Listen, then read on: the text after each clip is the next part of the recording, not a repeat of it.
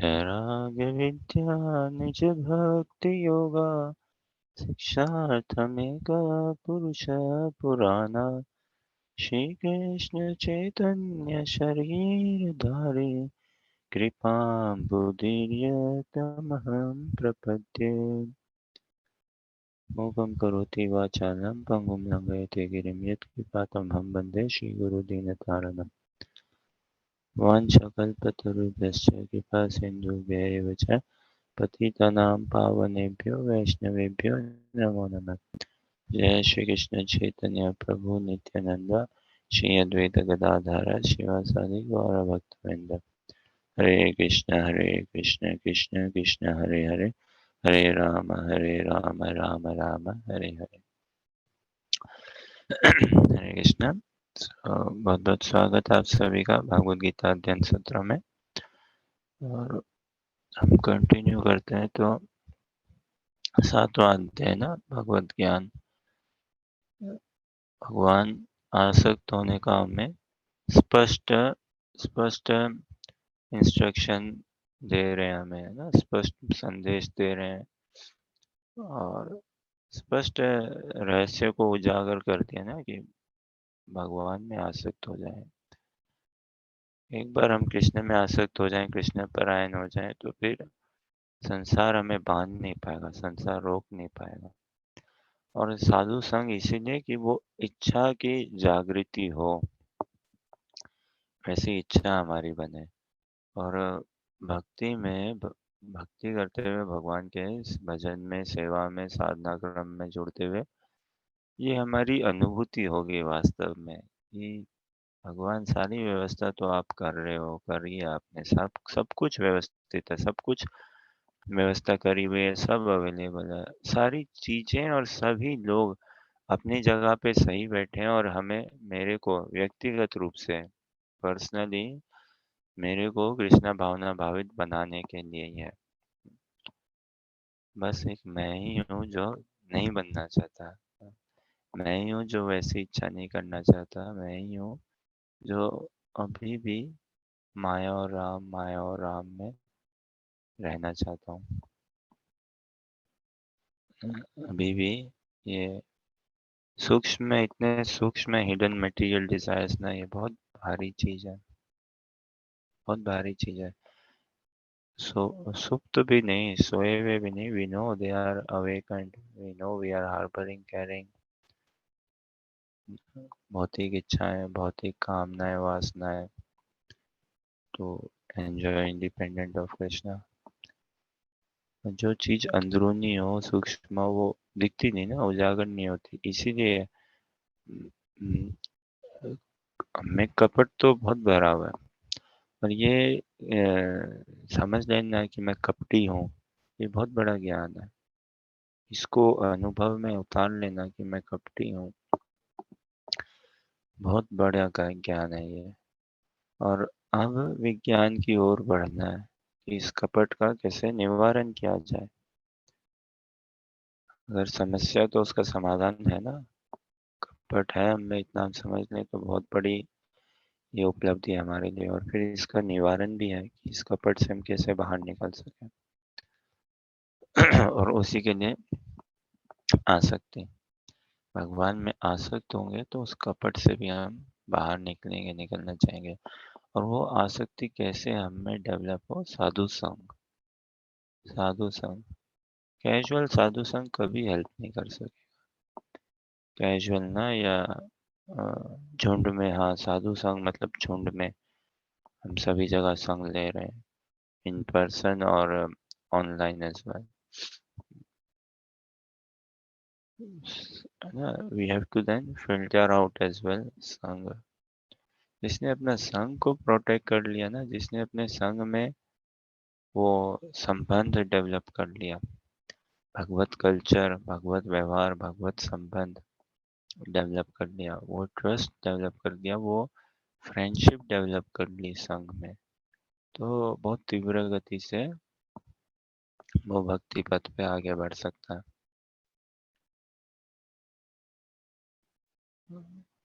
भटकाव तो बहुत है और स्थूल रूप से भी हमें नजर आता है और कई चीजें बाहरी रूप से तो लग सकता है ना भाई साधु हूँ बढ़िया हूँ। अंदर रूप से देखना है कि कितने असत विचार को हम पाल रखे हैं, कितनी असत वासनाएं कामनाएं, तो हम किसको धोखा दे सकते हैं? अपने माँ बाप को, घर परिवार वालों को, समाज को, या ऑफिस में इधर, लेकिन हम किसी को नहीं धोखा दे रहे हैं। स्वयं को ही धोखा दे रहे हैं फिर, स्वयं को ही। और किसी का कुछ उसमें भला नहीं हो रहा, हमारा ही बस नुकसान हो रहा है यार। और किसी का क्या नुकसान हो रहा है व्यक्तिगत रूप से? तो ये व्यक्तिगत रूप से हमें भागवत गीता का संदेश को अपने चित्त में धारण करना है। अर्जुन ने भी किया ना व्यक्तिगत रूप से अपने चित्त में धारण। तो भगवान आसक्त होने के लिए हमें समझा रहे हैं, और बहुत सरल सुगम मार्ग है भगवान में आसक्त होना। भगवान के भक्तों में अगर हमारी आत्मीयता, मित्रता उत्पन्न हो जाए, तो फिर भजन साधन सारा ना बहुत सरल हो जाएगा और बहुत आनंद में लगेगा। साधना एक बोझ नहीं लगनी चाहिए। साधना डेफिनेटली एफर्ट है, प्रयत्न जरूर। साधना मतलब क्या? एफर्ट ना, प्रयत्न, और डेली नित्य प्रयत्न। कैजुअल तो हो ही नहीं सकता साधना। ये थोड़ी ना है कि शनिवार रविवार को कर लिया या जब समय मिला कर लिया ना। चाहे घर पे फंक्शन हो, शादी ब्याह हो, कुछ भी हो, पढ़ाई लिखाई, एग्जाम, ऑफिस, साधना तो डेली करनी ही करनी है। डेली नियमित रूप से, या अगर हम जो हमारे स्केड्यूल के अनुसार नहीं भी कर सके तो भी डेली तो करनी ही करनी है। और साधना मतलब प्रयत्न, एफर्ट्स। और ये वांछनीय एफर्ट है ऐसा। ये जो स्ट्रगल है, this is a desired struggle, this is a happy struggle. इसको हम कर रहे हैं अभी, तो अनुभूत में ले भी सकते हैं, हम समझ सकते हैं कि ये प्रयत्न करके कितना आनंद भी अनुभव होता है। भले ही कठिन लगे, कष्ट हो, लेकिन फिर भी ये वांछनीय है। तो भगवान में आसक्ति उत्पन्न करना सरल सुगम उपाय है। भगवान के भक्तों में एक बार हमारी मित्रता, आत्मीयता हो जाए ना, फिर नाम जप करने में भी रस आएगा, स्वाद आएगा, है ना। फिर श्रवण करने में, अध्ययन करने में, सभी चीज में खूब रस, खूब स्वाद आएगा। अन्यथा क्या है ना, हम एक प्रोसेस लेके बैठ जाएंगे। मैकेनिकल हो सकता है ना, नाम जप करना मैकेनिकल हो सकता है, रीडिंग, हियरिंग। और हाँ, फिर क्या है, बहुत हम इंफॉर्मेशन इकट्ठा करते रहेंगे। कृष्णा भावनामृत में भी आके इंफॉर्मेशन इकट्ठा करते रहेंगे। देखो नाम जप करते हैं, देखो ऐसे करते हैं, ये समय होता है, देखो भागवत गीता, भागवतम, ये अध्ययन ऐसे करते हैं। वो सब भी शुद्धिकरण है, लेकिन हमें इंफॉर्मेशन स्तर पे नहीं रखना। आसक्ति मतलब हमारे चित्त में जाना चाहिए, है ना, कोर ऑफ आवर हार्ट, स्पर्श होना चाहिए पूरा हृदय में। तो कल्चर व्यवहार की भी बात है, भक्तों के साथ हमारा परस्पर कैसा संग रहे, संबंध रहे। और यही भागवत गीता की विधि से भगवान फिर बता रहे थे कि संसार में जो कुछ जानने योग्य है और व्यवहार में उतारने लोग योग्य है, सब कुछ उजागर कर रहे हैं भगवान। रोल मॉडल भी है ना हमारे सामने भक्त लोग। तो क्या ट्रेनिंग और कैसे वो व्यवहार में उतारना, पूरा सब सब कुछ है। इतने मैनुअल है मंदिर में, आप देखोगे इतने मैनुअल्स है, इतने ट्रेनिंग प्रोग्राम्स हैं, इतने कोर्सेज हैं, इतने सेमिनार्स हैं। बच्चों से लेके बड़े बुजुर्गों तक, हाँ, सभी के लिए व्यवस्था है कृष्णा भावना भावित बनने की, पूरी की पूरी।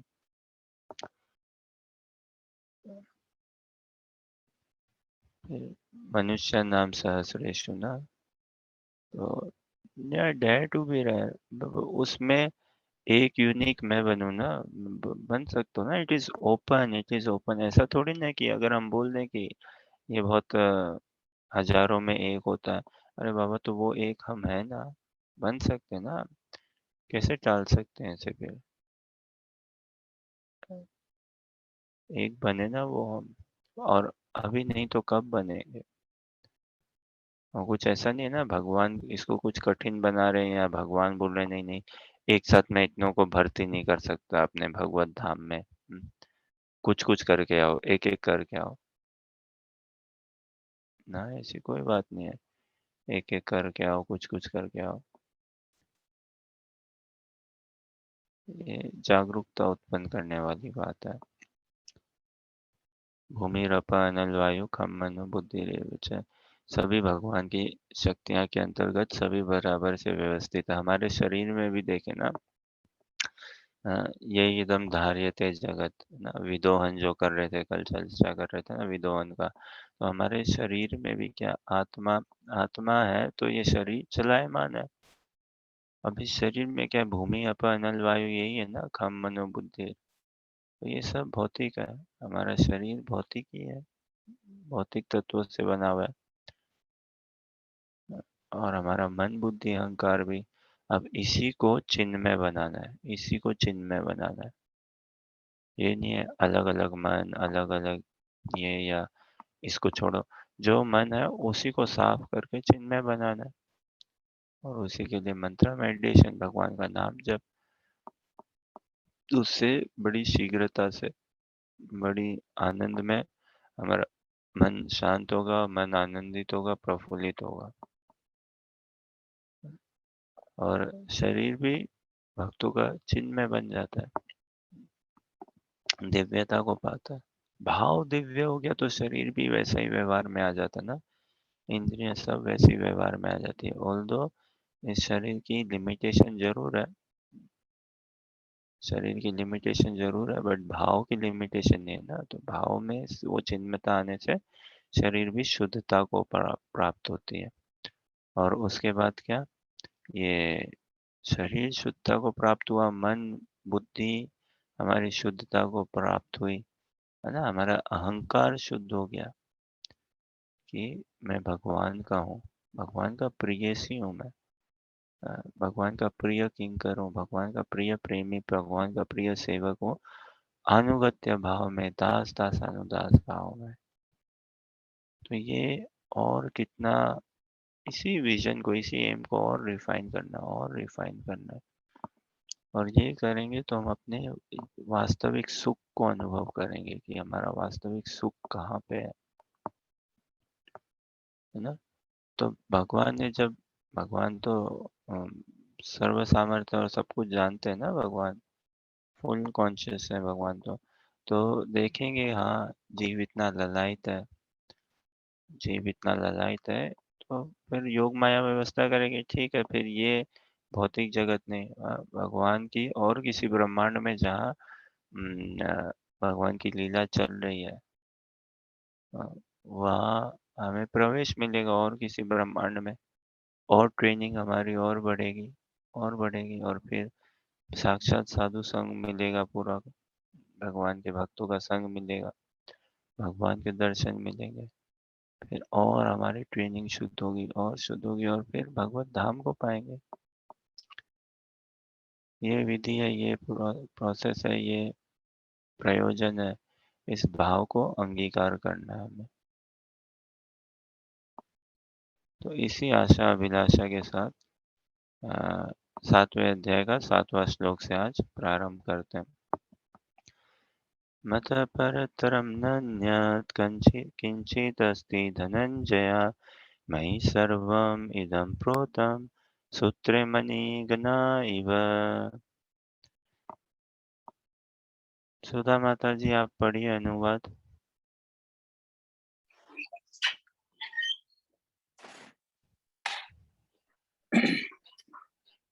हे धनंजय, मुझे श्रेष्ठ कोई सत्य नहीं है। जिस प्रकार मोती धागे में मुझसे, गुथे हाँ, रहते हैं। हाँ मुझसे श्रेष्ठ। हाँ हाँ। हे धनंजय, मुझसे श्रेष्ठ कोई सत्य नहीं है। जिस प्रकार मोती धागे में गुथे रहते हैं, उसी प्रकार सब कुछ मुझ पर ही आश्रित है। आगे तात्पर्य पढ़ना। हाँ, तात्पर्य एक पैराग्राफ आप पढ़िए, उसके बाद जरूर। आरोही माता जी को बोलेंगे। तात्पर्य परम सत्य साकार है, ये या निराकार है। इस पर सामान्य विवाद चलता है। जहां तक भगवत गीता का प्रश्न है, परम सत्य तो श्री भगवान कृष्ण ही है और इसकी पुष्टि पद पद पर होती है। इस श्लोक में विशेष रूप से बल है कि परम सत्य पुरुष रूप है। इस बात की भगवान ही परम सत्य ब्रह्म संहिता में भी पुष्टि हुई है। ईश्वर परम परम कृष्ण कृष्ण सचिदानंद विग्रहम परम सत्य श्री भगवान कृष्ण ही है, जो आदि पुरुष है, समस्त आनंद के आधार गोविंद है और वे सचिदानंद स्वरूप है। ये सब प्रमाण निर्विवाद रूप से प्रमाणित करते हैं कि परम सत्य परम पुरुष है, जो समस्त कारणों का कारण है। फिर भी निस्वरवादी श्वेता उपनिषद में आगे उनको ततो यद उत्तरतरं तद अरूपम अनामयम् य एतद् विदुर अमृतास्त भवन्ति अथेतर दुःखम एवापीयन्ति।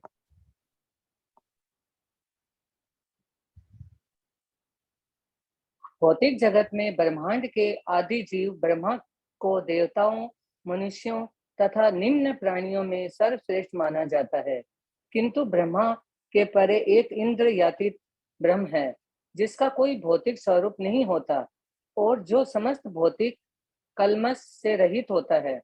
जो व्यक्ति उसे जान लेता है वह भी दिव्य बन जाता है, किंतु जो उसे नहीं जान पाते वे सांसारिक दुखों को भोगते रहते हैं।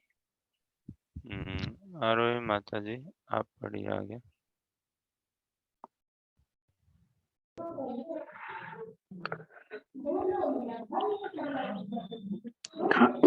ये यहाँ से पढ़ना है। मैं उन भगवान को जानता हूँ। निर्विशेषवादी।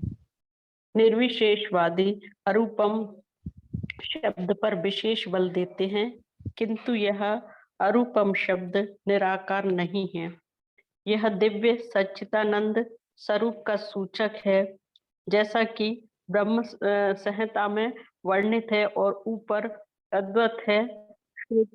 श्वेताश्वतर उपनिषद के अन्य श्लोकों से भी इसकी पुष्टि होती है। श्लोक भी पढ़ना है। हाँ, अगर पढ़ सके पढ़िए। नहीं, आप अच्छे से पढ़ेंगे आप। वेदाहम एतं पुरुषं महान्ताम् आदित्यवर्णं तमसः परस्तात् तमेव विद्वानिति मृत्युम् एति नान्यपन्था विद्यते न अन्यन्य विद्यते अयन्याय यस्मात् परं नापरमस्ति किंचित्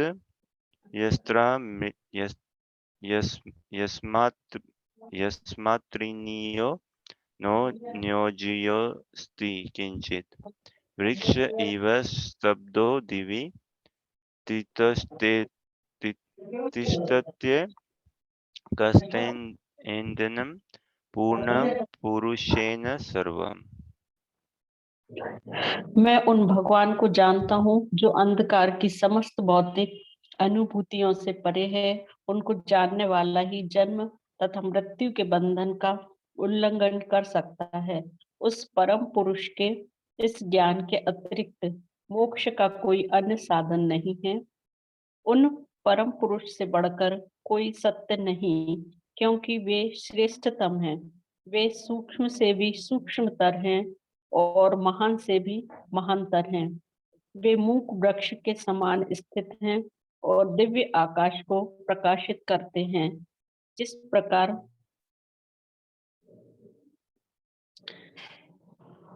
प्रकार वृक्ष अपनी जड़ें फैलाता है, वे भी अपनी विस्तृत शक्तियों का प्रसार करते हैं। इन श्लोकों से निष्कर्ष निकलता है कि परम सत्य ही श्री भगवान हैं, जो अपनी विविध अपरा शक्तियों के द्वारा सर्वव्यापी हैं।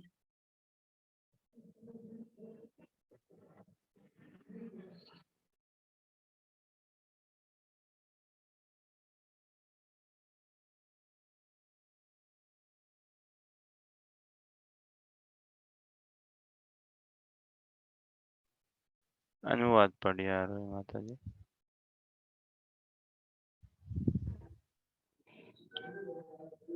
हे धनंजय, मुझसे श्रेष्ठ कोई सत्य नहीं है। इस प्रकार मोती धागे में गुथे रहते हैं, इस प्रकार सब कुछ मुझ पर ही आश्रित है। अच्छा। परम सत्य साकार है या निराकार है, इस पर सामान्य विवाद चलता ना। तो क्या मतलब हुआ साकार का और निराकार का?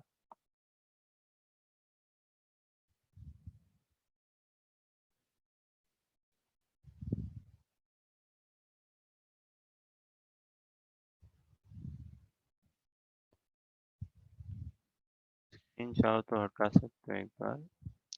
साकार मतलब क्या? निराकार मतलब क्या?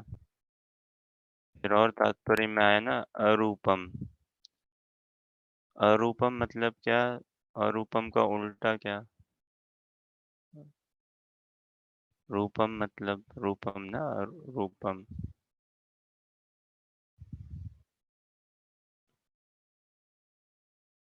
रूप मतलब क्या? सामान्य रूप से रूपम का तो हम समझ सकते हैं ना, रूप से।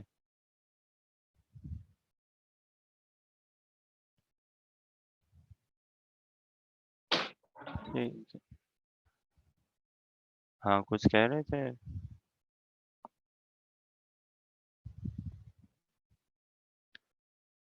फॉर्म। रूप मतलब शायद समझ सकते हैं ना हम, शायद रूप मतलब फॉर्म है कि नहीं? रूप मतलब सब्सटेंस है ना, फॉर्म। और अरूप मतलब आकार नहीं, फॉर्म नहीं है ना, निराकार आकार नहीं। और साकार मतलब हाँ आकार है, रूप है, फॉर्म है ना, सब्सटेंस है। हाँ, अब रूप है तो मतलब स्पर्शीय है ना, स्पर्शीय, टेंजिबल, टचेबल। तो निराकार मतलब कोई आकार नहीं है। कोई आकार नहीं मतलब क्या? एक बिंदु, एक ना जिसका कोई आकार नहीं है, डॉट ना। लेकिन और हम देखते हैं क्या कि हाँ आकार। अब देखिए सब शब्द भी ना, आकार आया उसी से निराकार ना, रूप से ही अरूपम। ऐसा थोड़ी ना अरूपम और फिर रूपम, ये तो उल्टी बात हो गई ना। रूप है तो अरूप है, अ, आकार है तो निराकार है। तो ये है कि कई ज्ञानी लोग समझते हैं परम सत्य अल्टीमेटली निराकार ही है। अरे जो, हाँ, परम सत्य अल्टीमेटली निराकार ही है, मतलब परम सत्य निराकार कोई रूप नहीं है। अब रूप नहीं है तो फिर कोई उनका कुछ क्रिया भी नहीं है ना? रूप नहीं है तो कोई क्रिया भी नहीं है, कुछ भी फिर उनका क्या है, एक बिंदु है। अरूप है, अब अरूप से बताओ क्या व्यवहार में भी ला सकते हो? तो कई ज्ञानी लोग ऐसा मत देते हैं कि ये संसार में तो देखिए रूप भरे हुए हैं और रूपों से ही भटकाव है। रूप में ही आकर्षण होता है ना।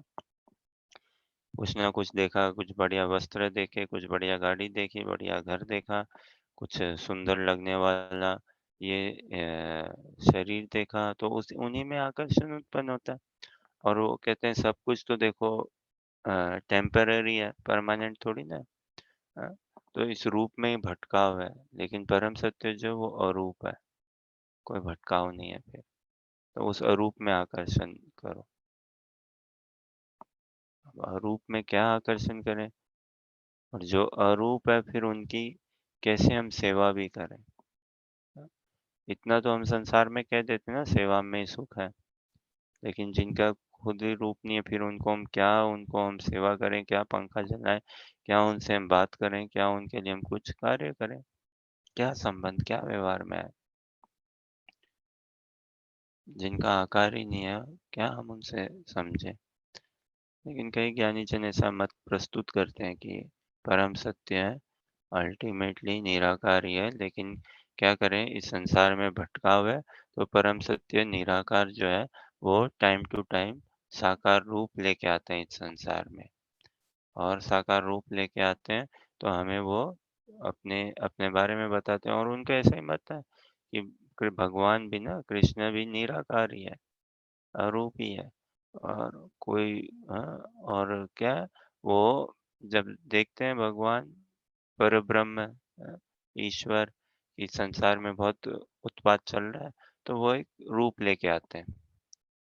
वो एक रूप लेके आते हैं, और जब वो रूप लेके आते हैं, तो फिर हम मनुष्यों के साथ वैसा वो भगवत गीता वो ज्ञान देते हैं कि ज्ञान समझो, इन इन इस आकारों में मत फंसो, अपनी चिन्मयता को समझो और उस चिन्मयता को पाओ, तुम भी ब्रह्म हो।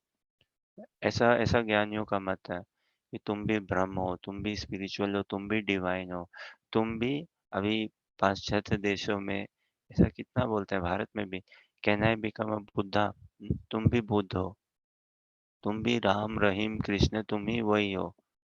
अब देखिए, कोई व्यक्ति को ऐसा सुनने को लगे ना, जो साधना क्रम और जो शास्त्रों को नहीं समझता है, शास्त्रों को स्वीकार नहीं किया यथारूप में, ये कृपा है प्रभुपाद जी की, सबसे बड़ी कृपा, कि उन्होंने भगवान का जो पहचान है, समझ है, चरित्र है, नाम रूप गुण लीला, उस पे उसको यथारूप से हमें वर्णित किया।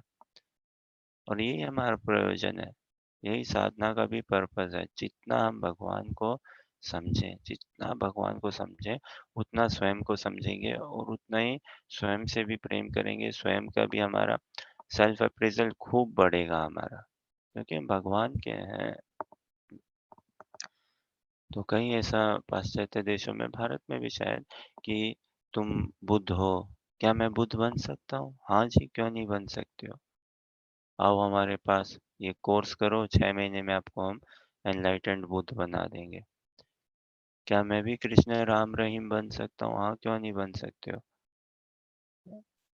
तो इस हिसाब से ये उनका ऐसा मत है कि परब्रह्म जब संसार में थोड़ा-सा अनरेस्ट देखते हैं, तो आते हैं संसार में और ज्ञान देते हैं।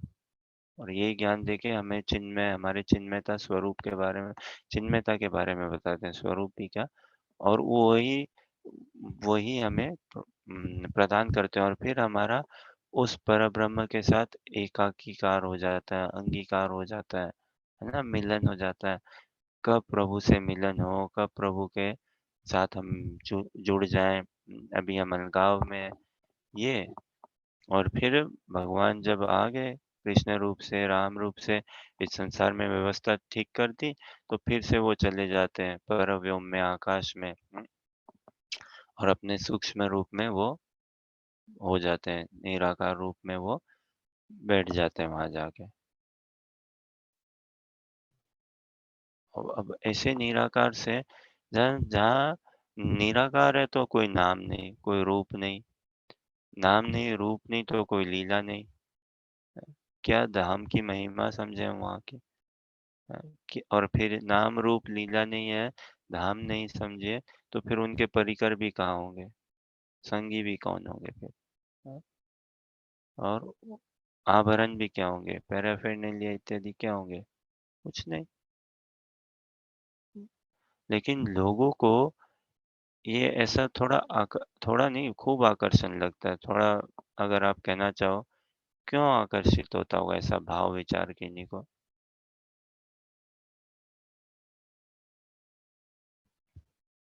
संसार में अधिकतर तो इसी में दिखेंगे, निराकारवाद में ही है, निर्विशेषवाद है ना। तात्पर्य में हम कई जगह देखते हैं ना, निराकारवाद, निर्विशेषवाद। विशेषवाद या सविशेषवाद क्या, कि वैरायटी, है ना। निर्विशेषवाद मतलब सब कोई वैरायटी नहीं है, सब सब एक समान ही है, सभी एक है, सभी एक है। तो ऐसी बातें कई ज्ञानी लोग हैं, भरे पड़े हैं, संस्थाएँ, आश्रम और गुरुजी। अल्टीमेट बात ऐसी है उनकी, ब्रह्म, परब्रह्म, यहीं तक उनकी समझ है। तो ऐसा ऐसा मत क्यों आकर्षित हो सकता है किसी को? क्या ऐसी बात है कि किसी को ऐसे में आकर्षण हो जाए?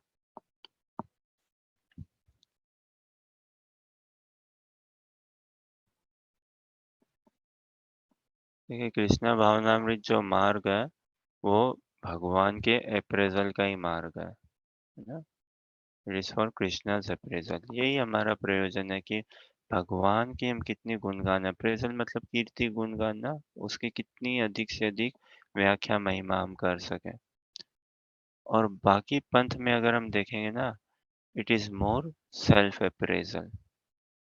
अ, योग योग का एक माध्यम बनाया है योग को, एक एक ज तरीका, एक ज़रिया बना के स्वयं का ही अप्रेज़ल करना, स्वयं की वृद्धि करना, है ना? जैसे ऊँचाई चढ़ने के लिए ऐसा उदाहरण भी देते हैं कि देखो ऊँचा चढ़ना है, ये लो सीढ़ी सीढ़ी, इस सीढ़ी पे चढ़ो, सीढ़ी से चढ़ो, ऊँचे पहुँच जाओगे। अब ऊँचे चढ़ गए तुम, अब सीढ़ी क्यों चाहिए? नहीं चाहिए सीढ़ी, हटा दो। तुमने अपने जो गंतव्य पा लिया, ऊँचा को पा लिया, चढ़ गए, तुम ऊपर आ गए, अब तुम्हें ये सीढ़ी नहीं चाहिए, हटाओ सीढ़ी और तुम ऊपर पहुँच चुके हो। तो ऐसा ही भाव है कि ये नाम जप करते हो, ठीक है करो नाम जप, ये शास्त्रों का अनुशीलन, ये सब किस लिए? योगाभ्यास किस लिए है? नाना प्रकार के योग हो, किस लिए? ये क्या था कि इन योगा को सीढ़ी के रूप से समझो। नाम जप को एक सी इतनी इतनी नग्न, इतनी घटिया कहूँ, इतनी हीनियस विचार है ये, कि नाम जप को, भगवान की महिमा को, भगवान नाम जप जो भगवान से अभिन्न है, उसको हम एक माध्यम बना दें बस, एक ज़रिया बना दें, एक सीढ़ी बना दें, हमारा उल्लू सीधा करने के लिए, है कि नहीं? कि ये नाम मंत्र है ना, कोई भी मंत्र उठा लो, चलो तुम्हें ये मंत्र जमता है, सब एक ही है जी। तुम्हें ये मंत्र जमता है, तुम ये मंत्र कर लो, तुम्हें वो मंत्र जमता है, तुम वो मंत्र कर लो। बस मंत्र क्या है, एक विधि है, एक तरीका है। और जब मन शुद्ध हो गया और तुम ऊंचाई को पा गए, फिर वो मंत्र भी नहीं चाहिए तुम्हें। काम तो बन गया ना, तुम अब बुद्ध बन गए हो, तुम एनलाइटेंड हो गए हो, तुम उसको पा गए हो, है ना? तुम ज्ञानी बन गए हो, तुम परब्रह्म चिन्मय सच्चिदानंद मय को पा गए हो। तो ऐसे से अ, ईश्वर परब्रह्म ज्ञानी सच्चिदानंद में उसको तुम पा गए हो। तो अब तुम्हें कोई शास्त्रों का भी नहीं चाहिए। जो पढ़ाई-लिखाई करनी थी उसको तुम पा गए हो, पढ़ लिख के शास्त्रों का। तपस्या भी कर ली तुमने, सीढ़ी चढ़ के तपस्या कर ली ना, ऊपर पहुँच गए। हाँ, कोई व्रत अनुष्ठान भी नहीं चाहिए अब। अब तुम मुक्त पुरुष हो, मुक्त। और औरों को अब तुम मुक्त करा दो। तुम्हारे ऐसे किया ना, औरों को बता दो और तुम औरों को मुक्त करा दो। ये है। और ऐसे-ऐसे नाम में कितना भटकाव। अब देखिए, प्रभुपाद जी की कृपा देखिए, क्या नाम है? अंतर्राष्ट्रीय संघ कृष्णा भावनामृत। स्पष्ट है ना भाई, भगवान। कृष्ण से भगवान की पूरी समझ आती है। हाँ, बाकी नहीं तो नाम से और व्यवहार से, साधु के वेशभूषा से, तिलक लगाता है भाई, कंठी माला पहनता है, ना? व्यवहार से, बातचीत से स्पष्ट होता है कि हाँ, भगवान एक व्यक्ति है, दिव्य पुरुष है। लेकिन संसार में क्या है ना, हम इतने तनावग्रस्त हैं, तो हमें शांति बहुत अच्छी लगती है। वो बस शांति, ओम शांति, हरि ओम, शांति, शांति, शांति। इतने इतने भटकाव, इतने तनावग्रस्त में ना, तो बस शांति चाहिए हमें। और संसारी संबंधों में इतना हमने देख लिया ना कि भाई खट्टापन है, अ, दुःख ही मिलता है बंधनों में, तो बस छुटकारा ही चाहिए। इसीलिए मुक्ति, बस मुक्ति, मुक्ति, छुटकारा।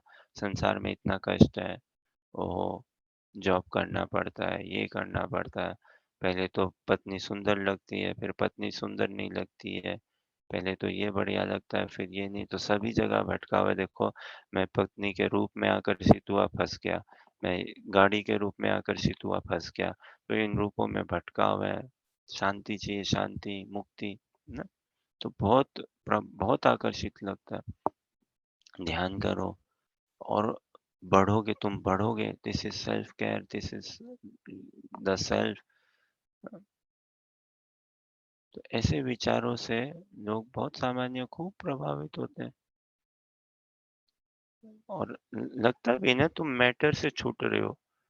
तो हाँ भाई, मैटर में एब्जॉर्प्शन नहीं हो रहा है तुम्हें। तुम इतना समझ रहे हो कि तुम शरीर नहीं हो, आत्मा हो। और अपनी चिन्मयता को समझ रहे हो कि तुम चिन्मय हो, सच्चिदानंद में हो। तो अब तुम काम, क्रोध, लोभ, मोह इन सब से छूट रहे हो।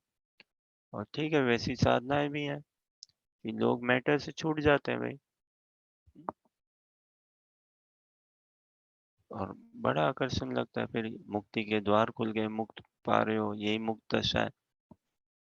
और इनमें क्यों आकर्षण? और कि भाई खुद का दिखता है ना कि खुद का मैं मुक्त हो गया, I am enlightened now, I am learned या लिबरेटेड, निर्वाण पा लिया मैंने।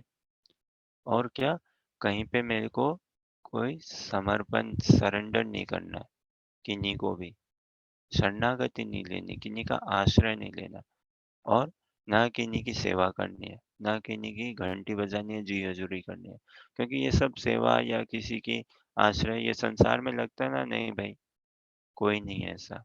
संसार में इतना हमने यत्न झेले, तो फिर हमें कोई नहीं, अब मैं किसी पे भरोसा नहीं, उस परब्रह्म में। वो परब्रह्म कौन है? अब देखो, आप तात्पर्य स्क्रीन में भी हम देख सकते हैं। तात्पर्य में कितने नाना प्रकार के वेदास है ना। और उपनिषदों में, तो वहाँ पे श्वेताश्वर शायद उपनिषद का ही वर्णन आया था ना तात्पर्य में। तो क्या उस ऊपर वाले को, अ, इनको, उनको इनडायरेक्ट रेफरेंस है ना। अभी क्या समझ में आता है ऊपर वाले से, ईश्वर से, परब्रह्म से? कोई व्यक्ति का ऐसा समझ में, लेकिन यहाँ भगवान स्पष्ट कह रहे हैं, मत परतरम नान्यत्, मुझसे, मुझसे। व्यक्ति व्यक्ति है ना भगवान, कह रहे हैं। आगे और बताएंगे, किंचित अस्ति धनंजय, मेरे से ना कोई सामान्य है, ना कोई मेरे से बढ़ के है। मयि सर्वम इदम प्रोतम, मैं हूँ मैं। वो मैं कौन है? कृष्ण है ना भाई। इतना तो हम समझ रहे हैं ना, ये इतनी विवेक तो है ना भाई। कृष्ण ने भागवत गीता का प्रवचन दिया था, वो कौन है? ओके, हम तात्पर्य भी एक बार स्क्रीन में अभी देखेंगे, जहाँ पे ईश्वर या उसका, उनका, तो वो थर्ड रेफरेंस में समझ में नहीं आता, लेकिन इतना आकर्षित लग जाता है। क्योंकि अ, कहीं पे शरणागति नहीं लेनी ना किन्हीं की, और ना सेवा करनी है। शरणागति नहीं लेनी किन्हीं की, तो सेवा भी कहाँ करनी है फिर किन्हीं की? कोई अकाउंटेबिलिटी नहीं है ना, कोई रेस्पॉन्सिबिलिटी नहीं है। संसार में रेस्पॉन्सिबिलिटी बहुत भारी लगता है। ओके, थोड़ा नीचे स्क्रॉल कर सकते हैं।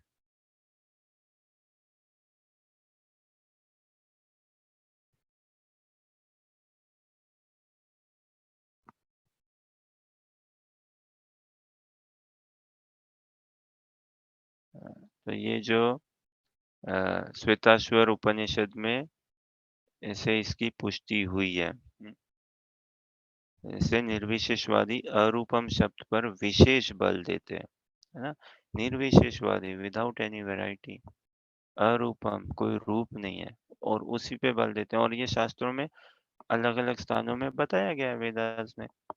किंतु यह अरूपम शब्द निराकार नहीं है, यह दिव्य सच्चिदानंद स्वरूप का सूचक है, जैसा कि ब्रह्म संहिता में वर्णित है और ऊपर उद्धत है ना। अरूपम मतलब क्या? कोई भौतिक रूप नहीं है, मटेरियल फॉर्म नहीं है। ठीक है, उस पे और थोड़ा आते हैं, एक बार और नीचे आइए। तो मैं उन भगवान को जानता हूँ। यहाँ से पढ़ो हर्षा, केवल ये जो कोट्स में, मैं उन भगवान को जानता हूँ।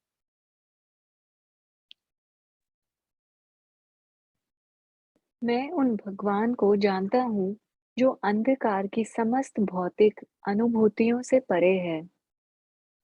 उनको जानने वाला ही जन्म तथा मृत्यु के बंधन का उल्लंघन कर सकता है। उस परम पुरुष के इस ज्ञान के अतिरिक्त मोक्ष का कोई अन्य साधन नहीं है। कंटिन्यू। उन नीचे भी परम कोट्स है पुरुष ना। हम्म, से बढ़कर कोई सत्य नहीं, क्योंकि वे श्रेष्ठतम हैं। वे सूक्ष्म से भी सूक्ष्म स्तर है और महान से भी महानतर हैं।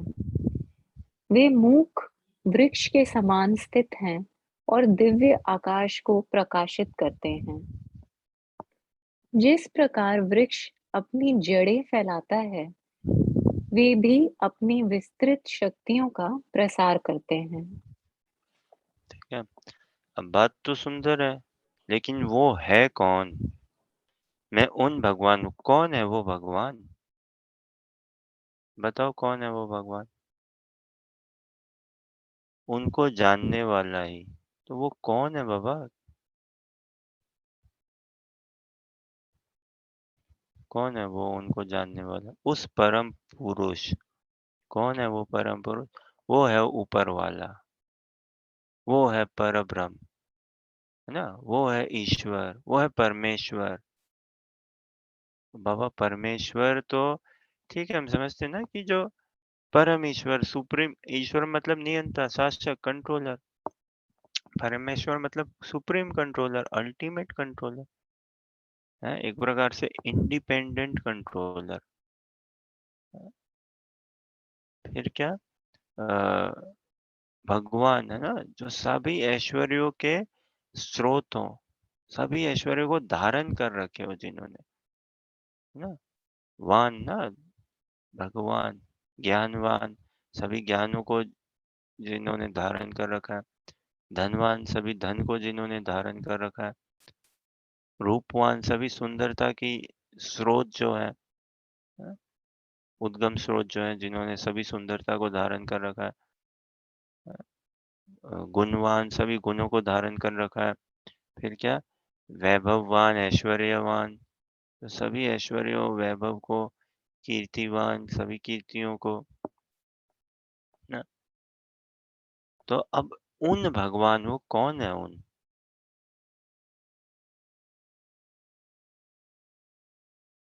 ये प्रश्न है, क्या समझ में आता है? उन परमेश्वर कौन है? वो परमेश्वर।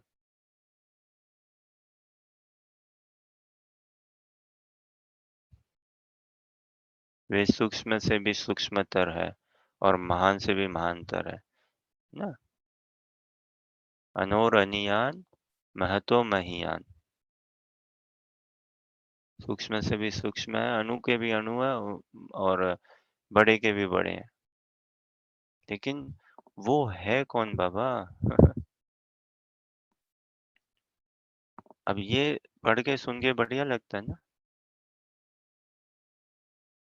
एक प्रकार की शांति लगती है। हाँ, गॉड गॉड गॉड गॉड तो एक बस अंग्रेजी शब्द है, क्या अर्थ है उसका गॉड का बताओ? ठीक है, स्क्रीन हटा सकते हो। गॉड तो एक अंग्रेजी शब्द है ना, और हम भारतवासी बड़े आकर्षित हो जाते हैं ना, बड़े ही उत्साहित हो जाते हैं। आकर्षित तो क्या, उत्साहित हो जाते हैं कि विशेष करके कहीं हम भारत में या भारत के बाहर किसी विदेशी को देखते हुए, ओ हाँ गॉड गॉड। और गॉड मतलब क्या? गॉड मतलब जी फॉर जनरेटर, जो ब्रह्मा, ओ फॉर ऑपरेटर, है ना? जो विष्णु, डी फॉर डिस्ट्रॉयर, जो शिव जी, ये गॉड, है ना? तो हमने बना दिया जी फॉर ये, ओ फॉर ये, डी फॉर ये कोई एब्रिविएशन थोड़ी ना है। और गॉड से क्या अनुभूति होती है भाई?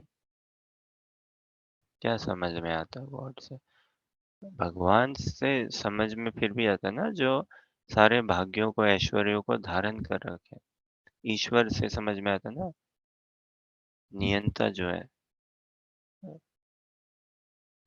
परमात्मा, आत्मा के भी आत्मा, जो परम है, बंधन में नहीं है ना, आत्मा भी बंधन में नहीं है, लेकिन जो आत्मा के भी आत्मा, परमात्मा। तो ये प्रभुपाद की कृपा है कि, और भगवान स्पष्ट कह रहे हैं, देखो इसलिए कलयुग के जीव है, हमें इतने उपनिषदों को नहीं पढ़ सकते, इतने वेदों शास्त्रों को, है ना। इन इन वीडियो में फंसेंगे तो वेदवाद रथा पार्था ही बनेंगे। सो कॉल्ड ब्राह्मण या सो कॉल्ड हम वेदों का ही ज्ञान होगा हमें, सो कॉल्ड ज्ञान ही होगा वो, कि अभी ये पितृपक्ष है, अभी वो पक्ष है, अभी ये करो, अभी वो करो। बस वो ऐसे करने से क्या ना, हम कर्म कांडी बनेंगे, कर्मों में ही, और बस इन कर्म कांडों में ही हमारी पूरी की पूरी जिंदगी चली जाएगी। भक्त नहीं बन पाएंगे, प्रेम में ही सेवा नहीं कर पाएंगे। और ये सब कर्म कांड क्या है, ये करो, उससे पितरों का कल्याण होगा, तुम्हारा भी कल्याण होगा, है ना। और कल्याण की हमारी समझ क्या है, मुक्ति। अल्टीमेटली समझ कल्याण की मुक्ति है। कल्याण से हम बस मुक्ति ही समझते हैं, कि हम भी मुक्त होंगे और हमारे पूर्वजों भी मुक्त होंगे। मुक्ति मतलब क्या, छुटकारा। सुनने में थोड़ा हम्म, कटाक्ष सा लग जाए, टचिंग सा लग जाए। मुक्ति मतलब क्या, छुटकारा भाई, झंझट खत्म। एग्जाम पूरे हुए, मुक्ति भाई, एग्जाम से अब स्कूल नहीं जाना, छुटकारा, है ना। मुक्ति मतलब अब काम धंधा नहीं करना, रिटायर्ड भाई। चलो भाई, अब दुकान नहीं खोलनी है, फैक्ट्री नहीं चलानी, ऑफिस नहीं जाना, हो गया, चलो कर दिया हमने। बच्चे पाल लिए, मुक्त हो गए, हमने अपना काम कर दिया जी। बस मुक्ति को बढ़ना है, अब मुक्ति को पाना है, मुक्ति को पाना है। अब इस मुक्ति को पाने में बताओ, कहाँ सेवा का भाव है, कहाँ प्रेम का भाव है। पूरे संसार में तो हम थ्रू आउट इस प्रेम की खोज में है ना। कहाँ सुख मिले, कहाँ आनंद मिले। प्रेम मतलब आनंद भी ना। आकर्षणों में ही हम पूरे के पूरे नहीं है क्या, आकर्षण में। और अल्टीमेटली इतनी धुलाई पिटाई होके फिर मुक्ति बढ़िया लगती है ना, पीस, पीस ऑफ माइंड। पूरे जिंदगी भर घिसाई करो और बाद में क्या, रेस्ट इन पीस।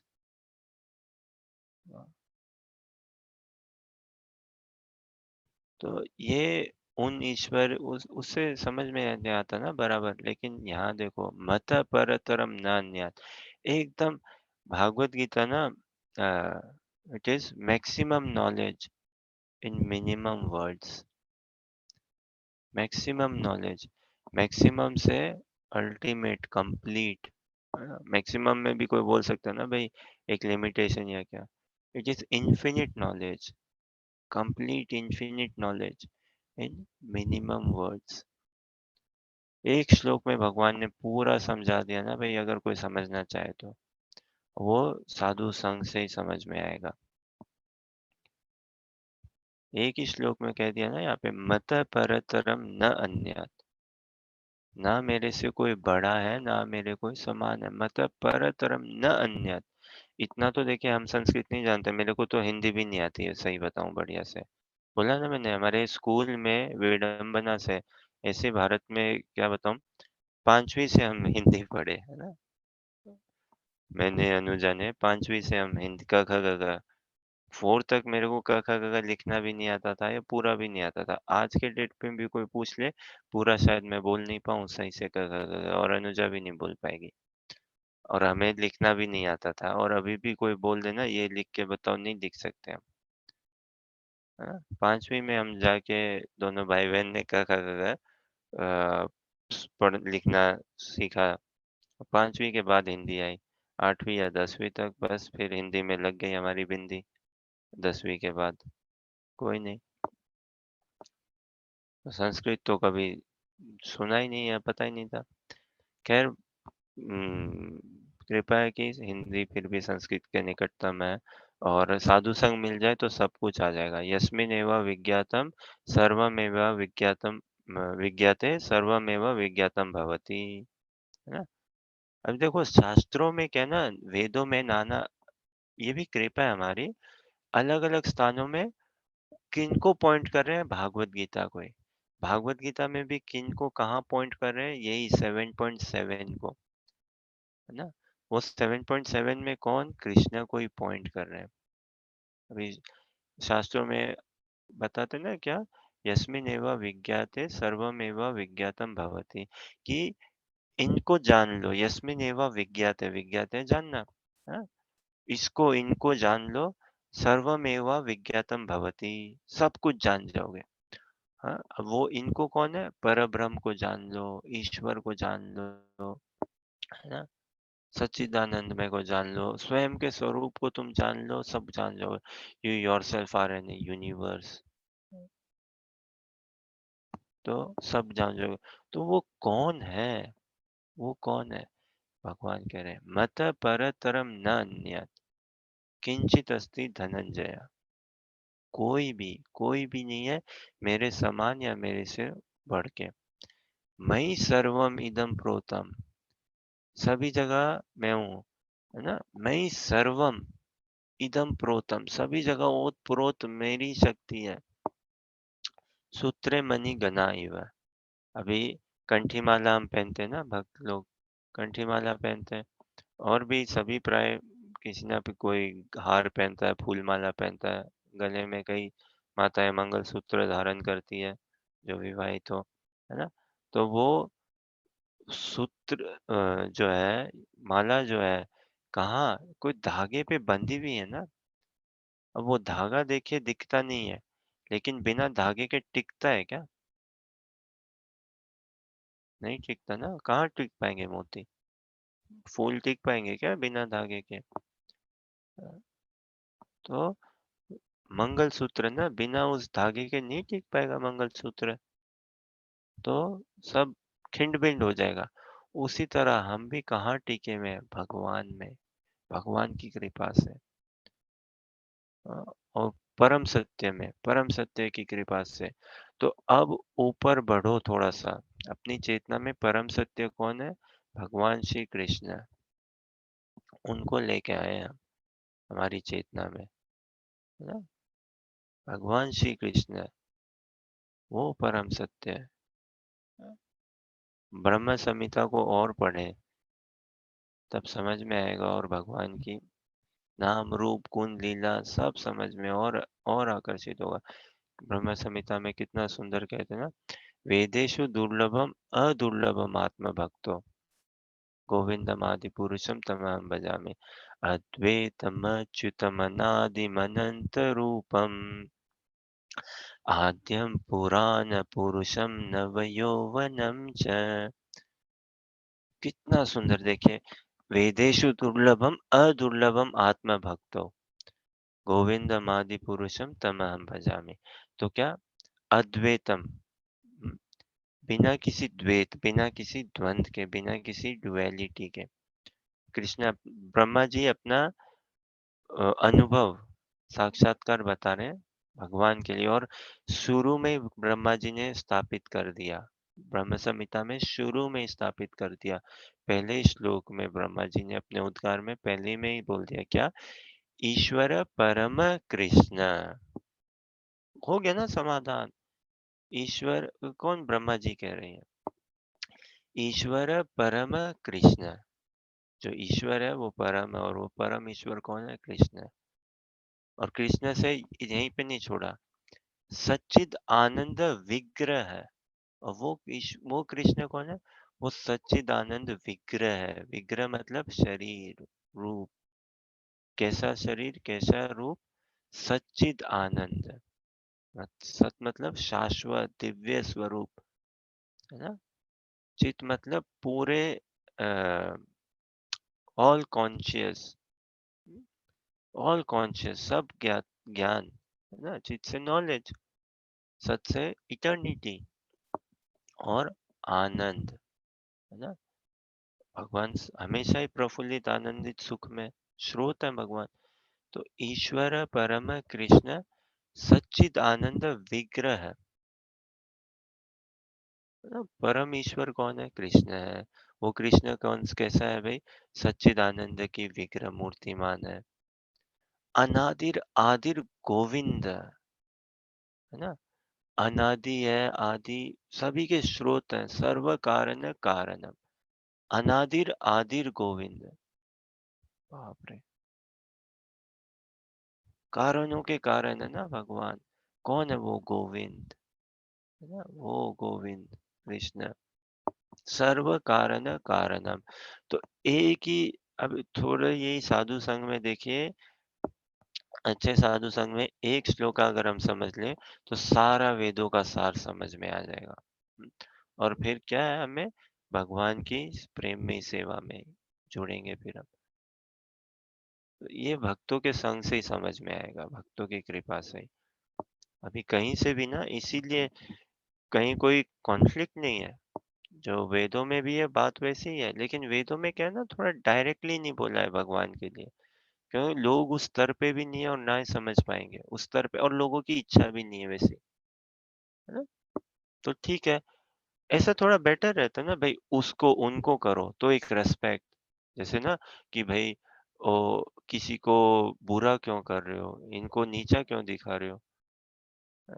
ऐसा कई बोलते हैं तुम लोग बस कृष्ण को ही पैम्पर करते हो, कृष्ण के ही ऊपर। अरे सबका ही बराबर रखो ना। तो ये इसमें उनमें क्या है ना, सभी सभी के लिए इक्वल सम्मान हो गया ना, जैसे किसी को अपमान ऐसा लगता नहीं है। तो ये ब्रह्मा जी कह रहे हैं, ईश्वर परम कृष्ण सच्चिदानंद विग्रह अनादिर आदिर गोविंद सर्व कारण कारण। भक्त कोई साधक साधना क्रम में जुड़ेगा, भक्ति साधु संग में भक्ति करेगा, कहीं कोई संशय या कहीं कोई सहज सरल समझ है ना, सोच सहज सरल समझ, ईश्वर परम कृष्ण। वही ब्रह्मा जी फिर आगे बता रहे, अद्वैतम, कोई द्वैत कोई द्वंद नहीं, अच्युतम है ना, जो अपने अस्तित्व से, अपने पोजीशन स्वरूप अस्तित्व से च्युत नहीं होते, अनादि ना, जिनकी कोई शुरुआत नहीं है, आदि बिगिनिंगलेस और शुरू से ही, अनादिर आदिर अद्वैतम अच्युतम अनादि अनंत रूपम। अरे बाप रे, अनंत रूपम। वेदों में अरूपम, यहाँ रूपम। अरूपम से कहने का यही मतलब है कि भगवान का भौतिक रूप नहीं है, अरूपम। भौतिक आंखें नहीं है, हमारी चमड़े की आंखें ना, चमड़े का शरीर हमारा पंच भौतों भौतिक तत्वों से बना हुआ। भगवान का ऐसा नहीं है, भगवान सच्चिद आनंद विग्रह है ना, सच, जो इटर्नल है, तो मतलब वो दिव्य ही है ना, वही स्पिरिचुअल है। भगवान का नख से लेके सर तक बॉडी पूरा का पूरा स्पिरिट है, पूरा का पूरा स्पिरिचुअल। और अभी की हमारी अवस्था में हमारी नख से लेके शरीर तक जो पूरी बॉडी है, वो पूरी की पूरी मटेरियल है, पूरी की पूरी मटेरियल। तो अद्वैतम अच्युतम अनादि अनंत रूपम, अनंत रूप है। लेकिन जैसे और भी अनंत रूप क्या, विष्णु तत्व ना, राम कृष्ण वराह वामन, ये सब विष्णु तत्व है, अनंत रूप है ऐसे भगवान के, अनंत अवतार भी लेते हैं, अनंत कृपा भी है। कृष्णा मतलब सब कुछ अनंत बाबा, अनलिमिटेड, अनलिमिटेड, अनंत रूपम, आद्यम पुराण पुरुषम नव यौवनम च, आद्यम आदि पुरुष, आद्यम पुराण। देखो कितना, कैसा पैराडॉक्स है, कैसा विरोधाभास है। पुरानम, ओल्डेस्ट, हाँ, ओल्डेस्ट होते हुए भी नव यौवनम च, येट ओल्डेस्ट येट नव यौवनम च, नव मतलब फ्रेश ना, यौवनम यूथफुल, पुराना होते हुए भी, पुरानम मतलब सबसे बड़े बुजुर्ग ओल्ड होते हुए भी यूथफुल, फ्रेश, ब्यूटीफुल लुकिंग, है ना, प्लीजिंग, जॉय गिविंग, ये है कृष्ण। संसार में ऐसा अनुभव है क्या हमारा? प्राय हम देखते हैं संसार में क्या अनुभव है, दादाजी 70-80 के हो गए, खाए खाए करते हैं, खांसते हैं, है ना, कमर अब दुख रही है दादाजी की, ऐसा ही अनुभव है ना हमारा। लेकिन देखो भगवान के शुद्ध भक्त प्रभुपाद 70 की उम्र में कभी देखा है किसी 70 व्यक्ति के, 70 की उम्र में एक प्रकार का वृहद बूढ़ापा, बूढ़े से व्यक्ति और यूथ को आकर्षित कर रहे हो। प्रभुपाद ने किया ना 70 की उम्र में यूथ को कितना आकर्षित किया, यूरोप, अमेरिका, इंडिया में भी फिर बाद में यूथ को। एंड प्रभुपाद के शिष्य और श्रद्धालु जन सभी प्रभुपाद के दर्शन, प्रभुपाद का संग पाने के लिए ललायित रहते थे, है ना। जनरली हम नहीं देखते ना समाज में, कहाँ कोई 70 ईयर ओल्ड पर्सन के साथ समय बिताना चाहता है, कहाँ बिताता है, नहीं बाबा। अरे आप बताओ आपको क्या चाहिए दादाजी, फटाफट आपका काम करूं और चलो। चलो ठीक है, 5 मिनट दे देते हैं हम, 15 मिनट बैठ जाते हैं दादाजी के पास, है ना। उतना ही एक वेवलेंथ, एक जनरेशन गैप है, क्या है ये, है ना। और इट्स जनरेशन गैप, बात नहीं होती है इनसे, इनकी समझ अलग है भाई। और ये slow learner now, he doesn't understand technology, इत्यादि इत्यादि, है ना। प्रभुपाद के साथ ऐसा नहीं था, there was never a generation gap, no. भक्तों में ऐसा थोड़ी ना होता है जनरेशन गैप, नो। क्यों? क्योंकि जनरल नॉलेज भक्तों की एकदम क्लियर है, जनरल बेसिक अंडरस्टैंडिंग क्या, भगवान कृष्ण है ना। संसार की आत्मा है, भगवान है, हम आत्मा है ना। कारणों के कारण मत परतरम नान्यत्, कि मैं शरीर नहीं हूँ, जिनमें हूँ भगवान दिव्य है, पुरुष है, मैं उनका हूँ। तो इस ऐसी ये सामान्य ज्ञान है हमारा, और इस सामान्य ज्ञान के कारण कहीं कोई जनरेशन गैप नहीं है। और ये बॉडीली आइडेंटिटी में नहीं जीते ना भक्त लोग कि वो 70 का है, वो देखो वो ये है, वो रशियन है, वो यूक्रेनियन है, ये ऐसी आइडेंटिटीज में नहीं जीते भक्त लोग। तो प्रभुपाद 70 की उम्र में भी कितने यूथ को आकर्षित करते थे, और डिवोटीज, डिसाइपल्स, वेल विशर्स, है ना, learned scholarly people, they loved spending time with Prabhupada, they wanted more and more time, especially his disciples for sure, and devotees, yeah, for sure। वो और से और कि प्रभुपाद आओ ना, आप कब आ रहे हो, हमारे मंदिर में आओ, मैनर में आओ प्रभुपाद, ग्लासगो में आओ प्रभुपाद, अमेरिका में यहाँ आओ, ऑस्ट्रेलिया में आओ, please visit us, stay here Prabhupada, can stay for long. घर में हम देखते हैं ना, "ओ दादाजी आप कब जाओगे, दादाजी रूम में जाओ, ये करो"। Here it's a different ball game, because ये ना आद्यम पुराण पुरुषम नव यौवनम च, है ना। इतना ओल्डेस्ट पर्सन, पुराणम पुरुषम, ओल्डेस्ट पर्सन होते भी यूथफुल। ये विरोधाभास, सारे कॉन्ट्राडिक्शन इजीली सेटल होते हैं कृष्णा में, इजीली कर दिया ना। सारे महाभारत के युद्ध में भी भगवान ने अपनी लीला में भी सारे कॉन्ट्राडिक्शन इजीली सेटल करते हैं ना भगवान। देखो जब जन्माष्टमी भी भगवान का जब आविर्भाव भी होता है, तो सब ग्रह, नक्षत्र, सूत्र, सब कुछ अपने अपने बेस्ट पोजीशन में आ जाते हैं।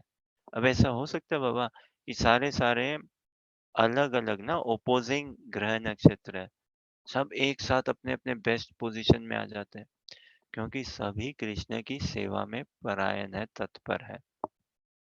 सभी कृष्ण के हैं, सभी कृष्ण की सेवा में, कृष्ण के नियम कानून, कृष्ण के समझाए अनुसार, समझ अनुसार सब है। बस एक हम मनुष्य ही को छोड़ के। पशु को देखो ना, पशु इस तरीके से हमसे आगे है, पशु नहीं क्या, वो अपने ही नेचर, स्वभाव के अनुसार जी रहा है, और हम उच्छृंखल है।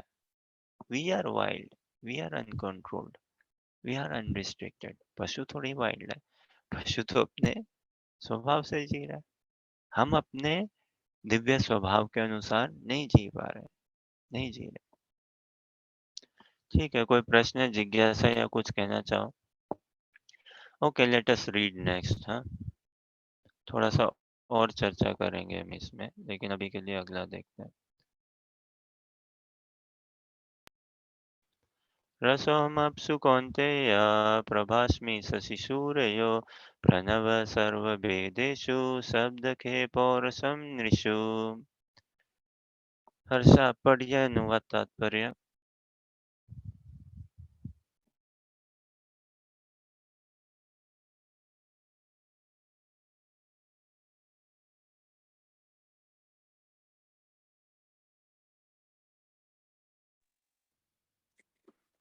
हे कुंती पुत्र, मैं जल का स्वाद हूँ, सूर्य तथा चंद्रमा का प्रकाश हूँ, वैदिक मंत्रों में ओंकार हूँ, आकाश में ध्वनि हूँ तथा मनुष्य में सामर्थ्य हूँ।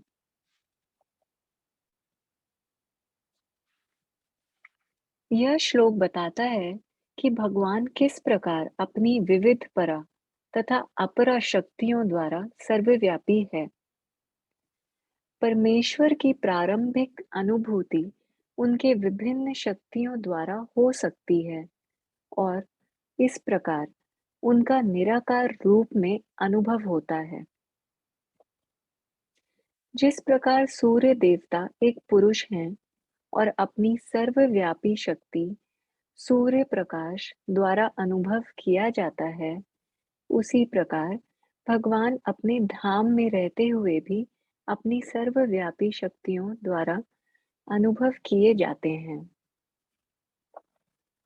जल का स्वाद जल का मूलभूत गुण है। कोई भी व्यक्ति समुद्र का जल नहीं पीना चाहता, क्योंकि इसमें शुद्ध जल के स्वाद के साथ साथ नमक मिला रहता है। जल के प्रति आकर्षण का कारण स्वाद बुद्धि है और यह शुद्ध स्वाद भगवान की शक्तियों में से एक है। निर्विशेषवादी व्यक्ति जल में भगवान की उपस्थिति जल के स्वाद के कारण अनुभव करता है और सगुणवादी भगवान का गुणगान करता है, क्योंकि वे प्यास बुझाने के लिए सुस्वादु जल प्रदान करते हैं। परमेश्वर को अनुभव करने की यही विधि है। व्यवहारतः सगुणवाद तथा निर्विशेषवाद में कोई मतभेद नहीं है। जो ईश्वर को जानता है वह यह भी जानता है कि प्रत्येक वस्तु में एक साथ सगुण बोध तथा निर्गुण बोध निहित होता है और इनमें कोई विरोध नहीं है। अतः भगवान चैतन्य ने अपना शुद्ध सिद्धांत प्रतिपादित किया, जो अचिंत्य भेदाभेद तत्व कहलाता है।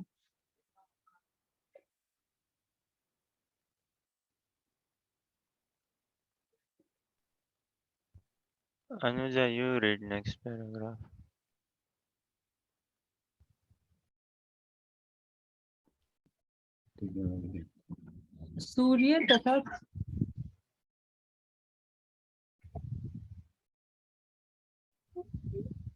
सूर्य तथा चंद्रमा का प्रकाश भी मूलतः ब्रह्मज्योत से निकलता है, जो भगवान का निर्विशेष प्रकाश है। प्रणव या ओमकार प्रत्येक वैदिक मंत्र के प्रारंभ में भगवान को संबोधित करने के लिए प्रयुक्त दिव्य ध्वनि है। चूंकि निर्विशेषवादी परमेश्वर कृष्ण को उनके असंख्य नामों के द्वारा पुकारने से भयभीत रहते हैं, अतः वे ओंकार का उच्चारण करते हैं, किंतु उन्हें इसकी तनिक भी अनुभूति नहीं होती कि ओंकार कृष्ण का शब्द स्वरूप है। कृष्ण भावनामृत का क्षेत्र व्यापक है और जो इस भावनामृत को जानता है वह धन्य है। जो कृष्ण को नहीं जानते वह मोहग्रस्त रहते हैं। अतः कृष्ण का ज्ञान मुक्ति है और उनके प्रति अज्ञान बंधन है। अतः कृष्ण का ज्ञान मुक्ति है और बंधन है। अगर उनके प्रति ना ज्ञान है तो बंधन है। हाँ, उनके प्रति अज्ञान है।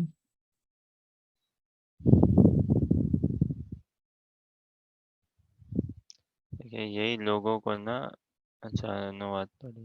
हे कुंती पुत्र, मैं जल का स्वाद हूँ, सूर्य तथा चंद्रमा का प्रकाश हूँ, वैदिक मंत्रों में ओंकार हूँ, आकाश में ध्वनि हूँ तथा मनुष्य में सामर्थ्य हूँ। पौरुषम नृषु, ना, जो सामर्थ्य, जो बल है हमारा, वो कहाँ से है? कृष्ण से ही है। कृष्ण का ज्ञान होना मुक्ति है, कृष्ण का ज्ञान ही बंधन का कारण है। अब क्योंकि हमें, ठीक है, स्क्रीन हटा सकते हैं, हमें ये ईर्षा, ईर्षा से भी ज्यादा द्वेष है, द्वेष, और ये पता भी नहीं चलता कि हम कितने द्वेषी है। इसीलिए देखिए, हमें परमात्मा, भगवान, ईश्वर ये सब ठीक लग जाते हैं, कृष्ण बोलो ना तो हमें इतना भाता नहीं है। क्यों? देखो, ये थोड़ी सी बहुत सूक्ष्म बात है, देखिए आप लोग कितनी सही लगती है, कैसा बैठता है चीजें ना, साधना क्रम में करने से और तभी प्रैक्टिकली समझ में आती है। अभी हमें ईश्वर में कोई फॉल्ट नहीं दिखता ना। हाँ ठीक है, ईश्वर ऊपर वाला, नीचे वाला, है ना, कोई पर्सनल पर्सन नहीं दिखता ना। और कोई जी हजूरी, कोई शरणागति सेवा की कोई बात नहीं है उनके साथ, ऐसा कुछ डिमांड भी नहीं करते ऐसा। हाँ, लेकिन जब पता चले वो कृष्ण है, वो लड्डू खा रहा है, पिकनिक मना रहा है, माखन कर रहा है, ये कर रहा है, वो कर रहा है, खेल पूरे मजे कर रहा है, तो हमें द्वेष उत्पन्न होता है। वाह भाई, भगवान तुम तो पूरे मजे कर रहे हो, हाँ, और हम यहाँ फंसे पड़े हैं। हाँ, ये द्वेष। तो अब इसीलिए अगर समझो भगवान का पर्सनल कॉन्सेप्ट बता दो, कोई द्वेष नहीं है, देखो, फिर कोई द्वेष नहीं लगता। क्यों? क्योंकि हम जो मेंटेलिटी में जी रहे हैं ना, बड़ी कंपेटिटिव मेंटेलिटी में जी रहे हैं ना, बहुत कंपटीशन ओरिएंटेड, कि we want to put ourselves first, we want, और हमें अच्छा नहीं लगता। भाई भाई को नहीं होता ना कि दूसरा, मेरा भाई इतना ज्यादा कमा रहा है, मेरा भाई इतना ज्यादा ये हो रहा है, कई बार हो जाता है ऐसा, तो हमें ऐसा अच्छा नहीं लगता। पति पत्नी में कभी, कि भाई पत्नी की कोई ज्यादा वाह कर दे, पति की थोड़ी कम करे, तो पति को पत्नी से ईर्ष्या हो जाती है, जलन हो जाती है, पत्नी को पति से हो जाता है ईर्ष्या, जलन, द्वेष, कि तुम किसी काम की नहीं हो, तुम किसी काम के नहीं हो, है ना। तो ये ईर्ष्या द्वेष भावना है हमें, इसीलिए निराकार ठीक लगता है भाई। निराकार में कोई कोई कंप्लेंट नहीं है ना निराकार के लिए भाई। तुम अपने में बढ़िया रहो, निराकार रहो, हम अपने में बढ़िया रहे, निराकार रहे, बस तुम मुक्त हो, हम भी मुक्त हो जाए भाई, बाकी तुम जो भी हो तुम जानो भाई, हमें क्या मतलब, है ना। हमें क्या मतलब और कुछ तत्वों को समझने में, हमें क्या मतलब क्या सेवा करने, ठीक है भाई, मुक्त होके जो करनी है कर लेंगे सेवा, है ना। देखो कैसे कैसे हमारे समझ है, मुक्त होके हम समझ लेंगे जो सेवा करनी है हम कर लेंगे, है ना। अब कोई जॉब इंटरव्यू में जाते हैं, ना, इंटरव्यू दे रहे हैं, अभी तक जॉब नहीं मिली, लेकिन हम क्या दिखाते हैं कि सर मेरा रोल क्या होगा, क्या काम करूंगा मैं, ये पढ़ाई करी है मैंने, ये एग्जाम पास किए हैं, और कहाँ पे क्या रोल मिलेगा, क्या एंगेजमेंट मिलेगा। अभी तक जॉब नहीं मिली ना, लेकिन पहले ही विचार हो जाता ना, करूंगा क्या मैं। डॉक्टर नहीं बना अभी तक, लेकिन भाई हाँ क्या काम करूंगा। लॉयर नहीं बना, लेकिन हाँ भाई, कंपनी लॉयर में हायर कर रहे हैं, क्या कैसी लॉ की काम करूंगा मैं, कैसा डॉक्टरी का काम करूंगा कोई हॉस्पिटल में। पहले ही पूछता है ना व्यक्ति, और कितना इनिशिएटिव लेके, और खुद वास्तव में वो जानना चाहता है, और वास्तव में वो अपने आप को फिर प्रिपेयर करना चाहता है। जैसे बोलो भाई कॉल सेंटर में जॉब है, थोड़ी इंग्लिश और, हाँ मैं और कर लूंगा, ठीक, और कैसा काम होगा, क्या करना पड़ेगा। तो अभी मुक्ति में सेवा का हम पता करते हैं क्या भाई, मुक्त होके क्या सेवा, अरे भाई कर लेंगे जो करना है, कर लेंगे, देख लेंगे, मुक्त हो गए, अब क्या और सेवा करनी है। लेकिन कृष्णा भावनामृत में ऐसा नहीं है, हमें तो समझना हमारा स्वरूप क्या है, क्या हमारा कृष्ण के साथ संबंध है एकाकिनी अनुगत्य भाव में, और क्या हमारी सेवा है भगवान के लिए, क्या हमारी सेवा, उस सेवा को पक्का करना है, बाप रे उसको पूरा पक्का करना है। क्या हमारी सेवा है, क्या हमारा रोल है। we all have a role to play in Krishna's eternal pastime. For now, अभी के लिए हम सबका एक रोल है भगवान के शाश्वत पास टाइम में प्ले करने के लिए। निभाने के लिए। And for now we are stuck in our conditional past time नहीं बोल सकते उसको, एक प्रकार से कंडीशन लीला, लीला नहीं कह सकते, लेकिन कंडीशन है ना, तो हम अभी अपने बद्ध लीला समझो। अब कंडीशन स्टेट में कोई लीला होती है क्या? इतने हम संसार में मोहग्रस्त है, काम क्रोध लोभ मोह में त्रस्त हुए हुए हैं, और इसको हम अपनी लीला समझते हैं ना। तो मैंने गर्लफ्रेंड बनाई है, बॉयफ्रेंड बनाया है, ये खरीदा, वो खरीदा, ये जॉब करी है, ये बनाया है, और इसको हम समझते हैं लीला अपने, है ना। लोग how how superior am I, how advanced, how competitive, how better, हम भी किसी से कम नहीं है। ये सब बड़ी मटेरियल मेंटेलिटी हम कैरी करते हैं। प्रभुपाद जी के एक प्रिय शिष्य, उनको प्रिय शिष्य प्रभुपाद जी के scientist disciple doctor TD. Singh, परम पूज्य भक्ति स्वरूप दामोदर श्रीपाद महाराज, कई बुक्स लिखी उन्होंने साइंस पे, कृष्णा भावनामृत को एक्सप्लेन करते हुए कि कैसे कृष्णा भावनामृत इट्स अ प्रॉपर साइंस।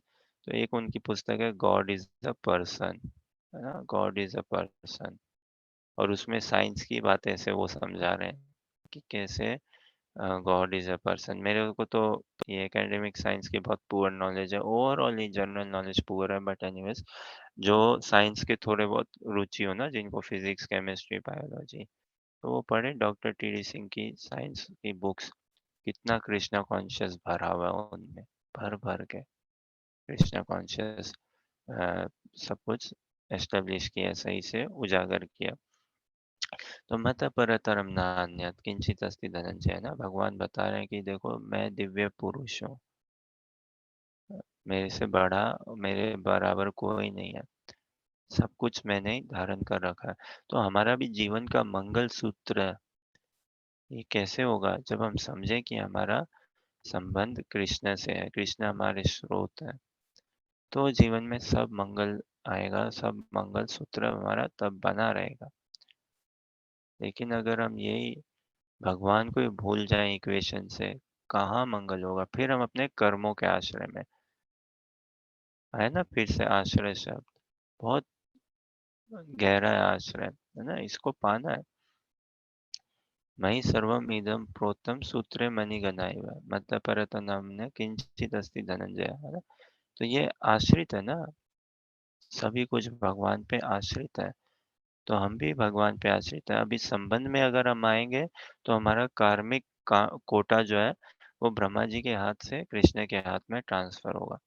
लेकिन इस भाव में अगर हम नहीं आ सके तो फिर किसके आश्रय रहेंगे? हम अपने कर्मों के आश्रय, अपने संस्कार, पूर्व जन्मों के संस्कार, स्वभाव, पूर्व जन्मों के और इस जन्म में जो स्वभाव बनाए हैं उनके आश्रय रहेंगे, काल के आश्रय रहेंगे, है ना, प्रकृति के आश्रय रहेंगे, इन सब के आश्रयों में हम रहेंगे। स्थान के आश्रय, ये सब के आश्रय में हम रहते रहेंगे। बद्ध, कंडीशन्ड, भौतिक, ये सब कुछ हमें भौतिक, लेकिन भगवान का आश्रय लेंगे तो हमारे संस्कार भी शुद्ध हो जाएंगे, स्वभाव भी शुद्ध होंगे, दिव्यता को पाएंगे, और क्या, काल समय सब कुछ शुद्ध होगा, और सब कुछ हमें लगेगा everything is there to facilitate me to become a devotee. Everything is there, already arranged, provided. It is existing, है ना? अभी के अभी सब कुछ उपलब्ध है to help me become a devotee. तो भगवान का आश्रय लें तो भगवान पर्सन है। थोड़ा सा समरी रूप से अगर हम समझना चाहें, God is a person, a spiritual person, by person meaning सच्चिद आनंद विग्रह, spiritual person, complete spiritual person.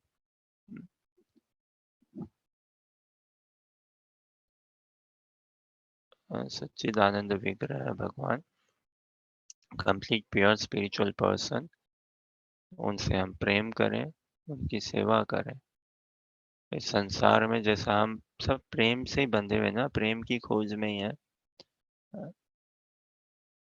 तो और वही भावना को कृष्ण में ट्रांसफर करनी है, वही कृष्ण भावनामृत है। अभी जैसे हम संसार में आसक्ति तो है, उसको भगवान में अब आसक्त बनाना। ठीक है, कोई प्रश्न, जिज्ञासा या कुछ कहना चाहो आप लोग?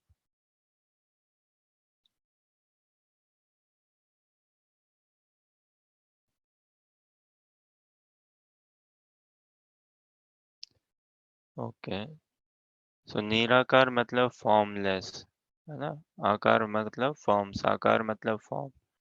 अभी फॉर्म है तब जाके फॉर्मलेस है ना, ऐसा थोड़ी ना बोलते हैं फॉर्मलेस और फिर फॉर्म। बोलने में ही अजीब अटपट है ना, उल्टी बात है ना। मैचिंग, मैचलेस, है ना। हार्टफुल, हार्टलेस, है ना, है कि नहीं? फिर क्या? Form, formless. तो फॉर्मलेस ना, बोलने में ही देखिए, आकार है तभी तो निराकार है। तो निराकार की भी अस्तित्व आधार आकार से ही है ना। तो कई अरूपम, रूप है तो अरूपम, अरूपम की आधार भी रूप से ही है। और अरूपम से कहने का मतलब कोई भौतिक रूप नहीं है। निराकार से कहने का मतलब कोई भौतिक आकार नहीं है। मटेरियल आइडेंटिटी भगवान के लिए नथिंग इज मैटर ना। वो भगवान कौन? कृष्ण है।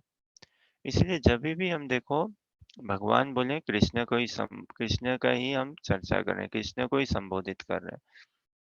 We are addressing Krishna only, that person, and Krishna meaning that person. देखो भक्ति में आके कितनी ये प्रेम या आत्मीयता की बात है ना। भक्ति में आके अब ये भगवान का कॉन्सेप्ट भी छोड़ना है हमें, कि क्योंकि गॉड या भगवान के कॉन्सेप्ट से ना एक सेपरेशन का भाव आता ही आता है, कि भगवान आप बहुत ऊंचे हो, आप बहुत ऊपर हो, आप आपकी जगह, हम हमारी जगह, बहुत और रेफरेंस वैसा वैसा भाव आता है। लेकिन कृष्ण तो पर्सनल ना, आत्मीयता का पर्सन। यही ब्रज की भक्ति है भाई। उनके लिए भगवान उनको बोलते तो ठीक है, नारायण। कृष्ण को कुछ होता भी ना, पूतना वध लीला और भी लीला, तो यशोदा माता क्या कुछ पाठ और करती तो नारायण को, हे नारायण मेरे कन्हैया की रक्षा कर। भगवान भी हंसते, या ये योग माया की शक्ति वो भी भुला देती, हाँ भाई अभी अभी हे नारायण मेरी कन्हैया की रक्षा कर। तो भगवान को ही कह रहे ना, तो कृष्ण अपनी रक्षा कर लेते, योग माया व्यवस्था बना देती, ठीक है भाई, मैया चाहती है कि I feel safe, okay, let me become safe now. तो यही बहुत सुंदर है भागवतम में, इत्थम सताम ब्रह्म सुखानुभूति दास्याम गतानाम पर देवतेना। हमारे लिए तो देखिए समय का अभाव है, और थोड़ा और भी समझे तो दास्यम गतानाम पर देवतेना मायाश्रितानां नरकतारकेन साकं विजरु कृत पुण्य पुंज, कृत पुण्य पुंज। इत्थं सतां ब्रह्म सुखानुभूत्या दास्यं गतानां परदेवतेन मायाश्रितानां नरदारकेन साकं विजरो कृतपुण्यपुञ्ज। ठीक है हर्षा, ये वेदाबेस खोलो, भागवतम कैंटो 10 चैप्टर 12। तो इसमें सुखदेव गोस्वामी वर्णन करते हैं भगवान की लीला ना, ये कृष्ण लीला में, कि वो ब्रजवासियों का देखिए सौभाग्य, ब्रजवासियों का सौभाग्य का उजागर कर रहे हैं, कि ऐसी क्या सौभाग्य की बात है ब्रजवासियों का, क्या उन्होंने पुण्यवानी करी कि भगवान उनके इंद्रियों के विषय बन गए। कृष्ण के इंद्रियों के विषय ब्रजवासी हैं। बाप रे, सोचो ये, अभी हमारे इंद्रियों के विषय क्या है? संसार बना हुआ है ना, संसारी। हम चाहते हैं कि हमारे इंद्रियों के विषय भगवान बने। उससे ऊंचा भाव बताऊं, हमारे इंद्रियों के विषय वैष्णव बने, शुद्ध भक्त बने, है ना। उससे ऊंचा भाव हमारे इंद्रियों के विषय गुरुदेव बने। और जब ऐसा भाव हमारा बनेगा ना, तो भगवान के इंद्रियों के विषय हम बनेंगे। When we become completely attached to devotees of Krishna, and then when we become completely attached to one single devotee of Krishna, that is spiritual master, Gurudev, then Krishna would become easily, comfortably attached with us. So Veda based Srimad Bhagavatam, Canto 10, text chapter 12, Baki text we can see when it comes on the screen. अभी हमारे इंद्रियों के विषय ना, senses के object क्या है? संसार, संसारी वासना, समझ, सब कुछ ना। और इससे रिफाइंड ऊपर का विजन क्या? Oh, I want my senses to be thinking of Krishna. Okay, it is much better. Definitely, it is pure, sublime, spiritual altogether. Canto 10, हाँ। और उससे ऊंचा है क्या? कि हमारे सेंसेस में, हमारे मन में भगवान के भक्त आके बैठे। तो हम भगवान के भक्त को और वैल्यू, चैप्टर 12। और उससे ऊंचा क्या? हमारे मन में, हमारे सेंसेस में, इंद्रियों में गुरुदेव, श्री गुरुदेव आके उनका स्मरण चिंतन, जितना हमारे मन में वो बैठेगा उतना फिर भगवान और आएंगे। तो टेक्स्ट 7 to 11 है मेरे ख्याल से, नीचे स्क्रॉल करिए।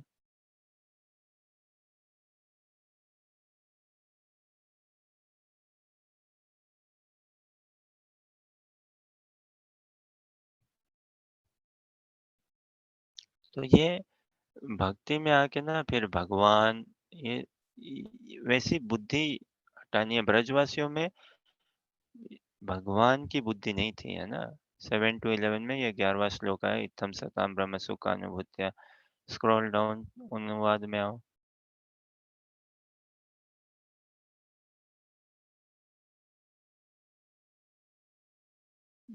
ब्रजवासिया, they never considered Krishna to be God. वो कृष्णा को क्या अपना लाला समझते थे, अपना सखा समझते थे, है ना। तभी देखो, ब्रज में कृष्ण को कृष्ण भी नहीं बुलाते थे, कन्हैया, कान्हा, ऐसे से नाम से ना। और कई दोस्त भगवान के उनको छेड़ते हुए नाम से बुलाते थे। अब ये पढ़ो,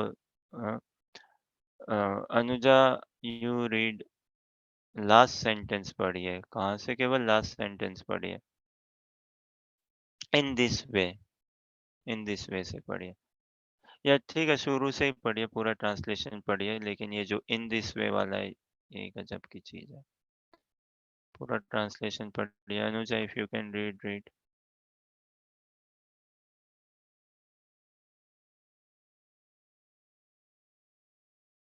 ओके, हर्षा आप पढ़िए translation.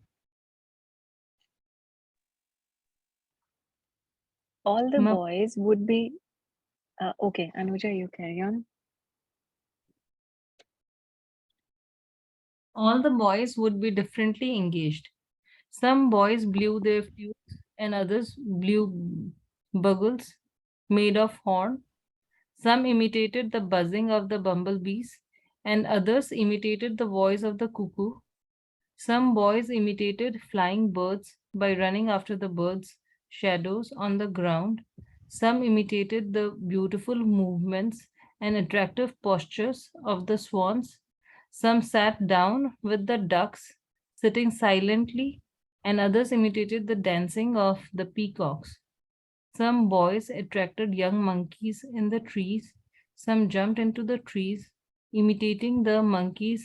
Some made faces as the monkeys were accustomed to do, and others jumped from one branch to another. Some boys went to the waterfalls and crossed over the river, jumping with the frogs, and when they saw their own reflections on the water, they would laugh. they would also condemn the sounds of their own echoes.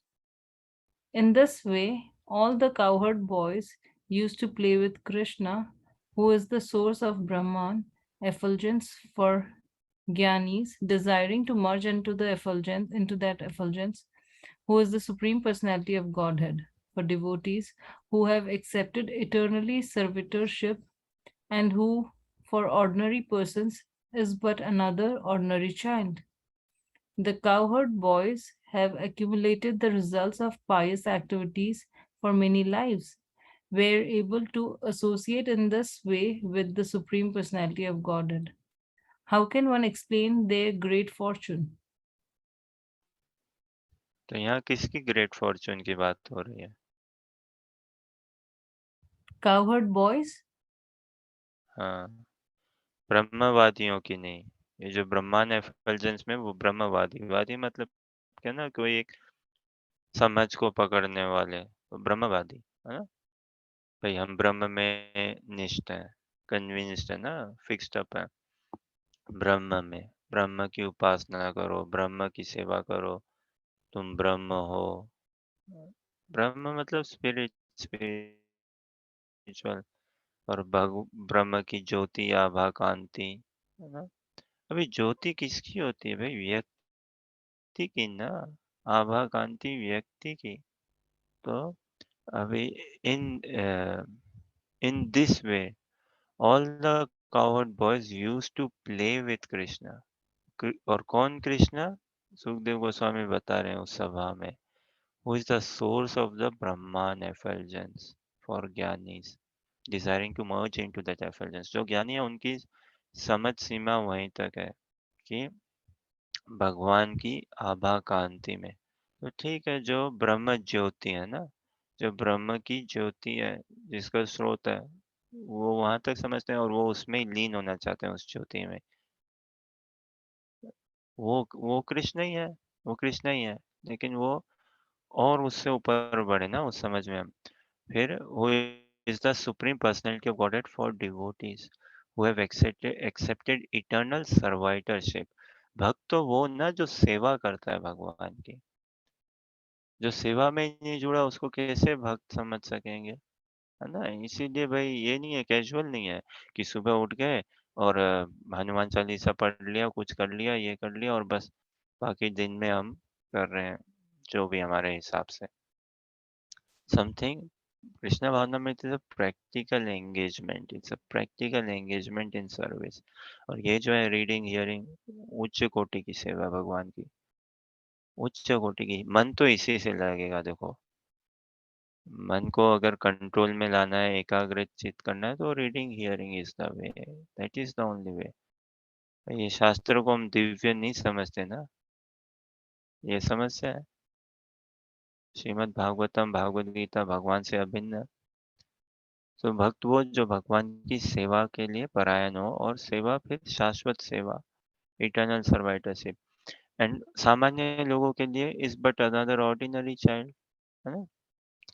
अब सुखदेव गोस्वामी कह रहे थे, cowherd boys having accumulated the results of pious activities for many lives were able to associate in this way with the supreme personality of Godhead. How can one explain their great fortune? ये Sukhdev Goswami sir पकड़ रहे हैं, कह रहे हैं कि भाई कैसे इनके कृत पुण्य पूज साकम विजरु कृत पुण्य पुंज, कैसे इनके किनके भगवान के सखाओं का, ग्वाल बालों का, ब्रजवासियों का सौभाग्य का वर्णन किया जाए, कैसे समझा जाए। अब कई बार देखो, देखिए ये जो हैविंग एक्यूमुलेटेड भी ना पायस एक्टिविटीज, तो ये ऐसा नहीं है कि मैं पुण्य काम करूं। तो सुखदेव गोस्वामी ऐसे नहीं कह रहे हैं कि पुण्य, आप पुण्य काम करिए अनेकों अनेकों जन्म तक, तो आपको भगवान का संग मिल जाएगा ना। संसार में देखो, हम बोलते हैं ना, कभी किसी लड़की की समझो शादी किसी घर में हो गई और फिर वो तुरंत विदेश चली गई, तो बोलते हैं अरे भाई उसकी शादी, वो इतने गरीब, क्या पता नहीं उसके भाग्य खुल गए, कुछ किया होगा उसने ऐसा कि उसके भाग्य खुल गए। जहाँ पे भी हम कुछ बराबर पिन पॉइंट नहीं कर पाते, तो हम बोल देते हैं ना, भाई पता नहीं कुछ ना कुछ किया होगा ऐसा, हमारे समझ के बाहर है। क्या किया ऐसा कि ऐसे भाग्य खुल गए? और कई उल्टा भी बोलते हैं ना, भाई क्या किया ऐसा कि भाई ऐसे भाग्य हो गए, ऐसे दिन देखना पड़ रहा है। तो वैसे ही सुखदेव गोस्वामी भी अचंभा हो गए ना, अचंभित, और कुछ पिन पॉइंट कुछ समझा नहीं सकते। तो ठीक है भाई, पता नहीं उन्होंने ऐसे क्या भाग्य किया होगा ब्रजवासियों ने। इन्होंने अपने पिछले जन्मों में क्या ऐसे ऐसे शुभ काम किए होंगे, कि आज इनको भगवान इनके इंद्रियों के विषय बने। हम भगवान की इंद्रियों के विषय बनना चाहते हैं। इंद्रियों के विषय मतलब अभी हमारी इंद्रियों के विषय, आँखों का विषय क्या है? अच्छा देखना, है ना? लेकिन अब हम चाहते हैं कि हम भगवान को देखें आँखों से। कानों का विषय क्या? अच्छा सुनना। अब हम चाहते हैं हम जो कुछ भी सुने भगवत बुद्धि ही सुने, भगवत बुद्धि हमारी बने। जो कुछ भी देखें भगवत समझ से देखें। जो कुछ भी स्पर्श करें कृष्ण का ही हमारे उसमें मनोभाव बने इत्यादि। तो ये अभी हम चाहते हैं कि हमारे इंद्रियों के विषय भगवान बने, हमारे इंद्रियों में भगवान आके विराजमान करे। हाँ? और भगवान की इंद्रियों के विषय कौन बने हुए? ब्रजवासी। देखो, हम चाहते हैं कृष्ण हमारी इंद्रियों के विषय बने। सामान्य रूप से हम चाहते हैं हम कृष्ण को देखें। कृष्ण क्या चाहते हैं? वो ब्रजवासी को देखना चाहते हैं। तो अगर हमें कृष्ण को देखना है, हम ब्रजवासी को जब देखना चाहने लग जाएंगे, तो भगवान हमें भी देखने लगेंगे फिर, है कि नहीं? हम चाहते हैं भगवान को देखना, भगवान चाहते हैं ब्रजवासियों को देखना। भगवान देख ही रहे हैं उनको। भगवान चाहते हैं कि मैं I spend time with Brajwasis. Krishna wants to spend time with brajvasis, especially gopis, especially gopis. He's hankering, he gets restless, desperate to spend time with gopis. If we want our time with Krishna, we should give our time to devotees of Krishna. Then Krishna will give us time. That is the message. अभी next shloka में आओ। यदपादपं हाँ बोलिए अनुजा। आशीष, हाँ, but any form of meditation ले ले, सब में ऐसे बोला जाता है कि like close your eyes and pin point your focus एकदम आईज के बीच में, ठीक है? भी बिंदु ना, जब वो बिंदु कट ले जाओ, वो बिंदु, what does that bindu signifies? Why does never ever any form of yoga, meditation or anything takes us to the god level? ठीक है, स्क्रीन एक बार हटा सकते हो। कि प्रश्न ऐसा है ना, सामान्य रूप से हम देखते हैं अगर कहीं पे ध्यान योगा, फिजिकल योगा नहीं ध्यान भी, तो वहाँ की अल्टीमेटली या वो भी बहुत हाई लेवल स्टेज है कि ध्यान से अपने ध्यान को इतना सूक्ष्म, इतना कंसंट्रेटेड, फोकस्ड बनाओ कि दोनों आंखों के बीच में आए ना, ऐसे बोला ना। अ, और वो कहाँ लेके जाता है और भगवान तक लेके जाता है, या उससे क्या होता है, या भगवान की महिमा है, भगवान के बारे में बताता है क्या? शुद्धिकरण है ये सब। ठीक है, ध्यान से हमारे शरीर में देखो, थोड़ा योगा और करने से, फिजिकल योगा से भी क्या है ना, शरीर में एयर मूवमेंट्स है ना, वायु मूवमेंट्स, तो वो सब शुद्ध होते हैं, क्लियर होते हैं, रास्ता खुलता है। इतने ब्लॉकेजेस है शरीर में, वो खुल जाते हैं, तो व्यक्ति को एक पीस मिलता है, बहुत आराम सा मिलता है ना। वैसे योगा ध्यान और करने से भी हमारे चक्र और इत्यादि ये एक्टिवेट होता है, एनर्जी पॉइंट्स और सब, तो हम मैटर से थोड़ा सा फ्री होते हैं, मैटर की पकड़ से थोड़ा सा छूटते हैं, और हम समझ पाते हैं कि हाँ भाई चलो, आई एम एंटी मैटर। थोड़ी सी ऐसी समझ, तो एक थोड़ा सा रिलीफ मिलता है, और थोड़ा सा एक टिंज भर का आध्यात्मिक एक सुख। आध्यात्मिक सुख मतलब जो डिपेंडेंट नहीं है और किसी फैक्टर में, तो हमें लगता है yes this is I am self, है ना, this is I am realising the self now, क्योंकि वो मैटर पे डिपेंडेंट नहीं है, तो एक्सटर्नल अफेयर्स, एक्सटर्नल न्यूज़ से इतना डिपेंडेंट नहीं है, और उसमें कॉन्फिडेंस ऐसा किसी को इतना सा भी मिल जाए एक्सपीरियंस, तो कितना कॉन्फिडेंस हाई हो जाएगा। क्योंकि संसार में भटका हुआ है, इतना फँसा पड़ा हूँ, इतने आए दिन झंझटें हैं, और इन झंझटों के होते हुए भी मेरे को ऐसा सुख मिल जाए तो one feels very enlighten, very encourage, very powerful, very strength. और फिर चलो और आगे बढ़ो। अभी किस स्टेज तक आओ कि इतना ध्यान को फ़ोकस करो कि तुम अपने दोनों आँखों के बीच मध्य में ऐसे ला सको। तो हाँ, वो आत्मा ना, कि आत्मा अभी देखो लिंगरिंग कर रही है इस शरीर में, और सामान्य रूप से हमारी चेतना इतनी दूषित है, तो लोअर एनर्जी, लोअर ही हम कैरी कर रहे हैं। तो उस एनर्जी लेवल को ऊपर-ऊपर उठाते हुए, इतने ऊपर कि आँखों के बीच या है ना, सर पे एकदम ऊपर तक आए, और फिर वहाँ से आत्मा क्या, जब शरीर छोड़े तो ऊपर की ओर ही रहो, और शरीर छोड़ो तो वहाँ से निकल जाओ, बिंदु या ऐसे। और उन सब में फिर इन सभी क्रियाओं में देखो भाव पूरा ऐसा ही आता है, सेल्फ इत्यादि। कृष्ण के सुख के चिंतन से नहीं। और ऐसा हम समझते हैं, सामान्य ऐसा आ जाता है ना कि भाई अगर मेरा कल्याण हो गया तो भगवान का हो ही गया ना, भगवान भी प्रसन्न होंगे ना। अरे भाई भगवान क्या प्रसन्न होंगे, तुम संबंध में हो। कई बार हम संसार में ऐसे देखते हैं ना, बेटा बन गया डॉक्टर, सर्जन, एम्स में टॉप सर्जन, बेटा बन गया टॉप इंजीनियर, मेट्रो बना दी, क्या कर दिया, लेकिन माँ माँ बाप के साथ संबंध में नहीं है। ठीक है, माँ बाप चलो ठीक है, बढ़िया है, हमारा बेटा सुखी है, इंजीनियर बन के, डॉक्टर बन के, चलो ठीक है।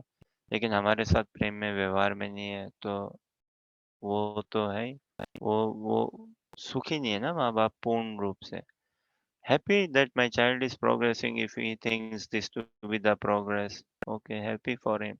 But still he's not in a loving relationship with me, and I'm not having that loving relationship with him.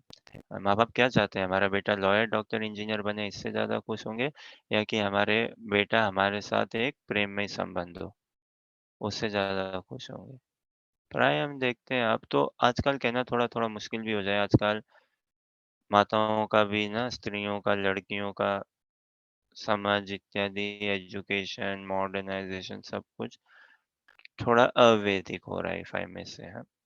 तो कहीं ऐसा था ना कि भाई I do not want your money, I do not want your house, car, I just want you, I want your time, है ना, कि I do not care how much money you make, I more care कि how much are you in a loving relationship with मी।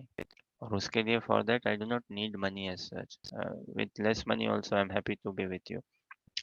लेकिन कई अब लड़कियां ने भाई पैसा कितना, सुख कितना, नौकर है क्या घर में, all such things. So point is कि वो ऐसा योगाभ्यास में जुड़ के भी सेल्फ का ही पूरा अप्रेजल, और इसका सेल्फ का अप्रेजल होके भी कहाँ तक, ब्रह्म ज्योति तक ही। क्योंकि वो ध्यान करके भी भगवान नहीं आते ना, ना परमात्मा स्वरूप से। देखो परमात्मा में फिर भी रूप आ जाता है, लेकिन इनमें ऐसे ध्यान में केवल वो पीस पीस ही आता है, शांति, कामनेस, जेंटलनेस, लाइट, ना, light of divinity has touched upon you. You've been blessed by the light of divine. The light of universe has shone upon you. You are now levitating. And you will be very effulgent because the supreme effulgent has touched upon you. Name that supreme effulgent. Name that divine person, divinity. Name that universe, the source of that universe. That is Krishna. तो वैसे योगाभ्यास में भी, क्योंकि भगवान को पुरुष नहीं समझा, उनके साथ संबंध, सेवा नहीं किया, तो सोल की पूर्ण रूप से मुक्ति नहीं है। मुक्ति का मतलब यही है कि भगवान की सेवा में, सतत सेवा में जुड़ना, दैट इज मुक्ति। भगवान की सतत सेवा में जुड़े तो मुक्ति।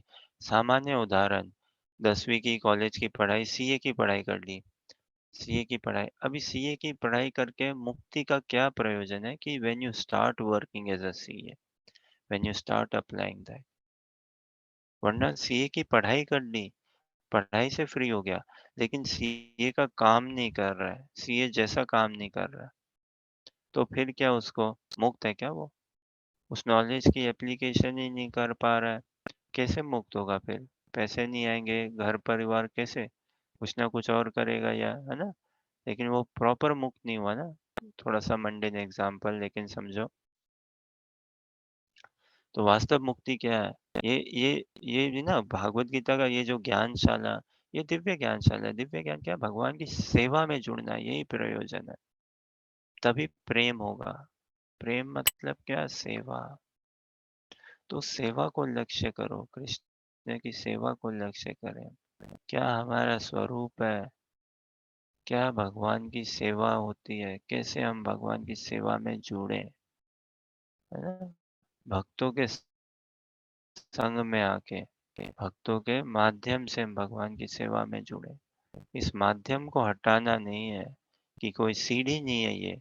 चलो ठीक है, भक्त मिल गए, अब समझ में आ गया, अब हटाओ भक्तों को और करो डायरेक्ट भक्ति। ना, ये ऐसी सीढ़ी नहीं है।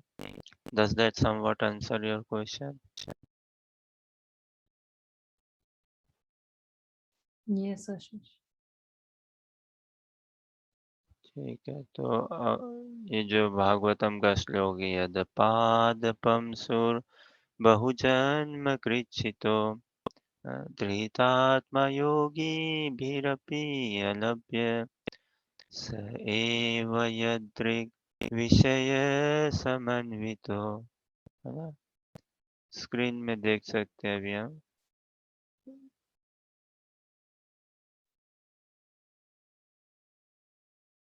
तो ये सुखदेव गोस्वामी बता रहे हैं भगवान के और उनके भक्तों की महिमा। भागवतम में जितनी भक्तों की महिमा एक्चुअली हम समझेंगे और भगवान की महिमा समझ पाएंगे, है ना? स एव यदृक् विषय समन्वित, है ना? स्वयं स्थित, विषय स्वयं स्थित, किं वर्ण्यते दिष्टम अतो व्रज को साम, यद पाद पामसुर, कितना सुंदर है देखो। यद पाद पामसुर, है ना? पाद पामसुर क्या? भगवान के चरण कमलों की रज, डस्ट मतलब रज, धूली। यदपाद पामसुर बहुजन्म कृच्छितो, बहुत जन्मों की कुछ यत्न करने से, कृच्छितो ना यत्न, तपस्या। संसार में हम बोलते हैं ना, भाई मैं क्या करूं कि मेरा पासपोर्ट बन जाए, ऐसा क्या मैं उपाय लगाऊं?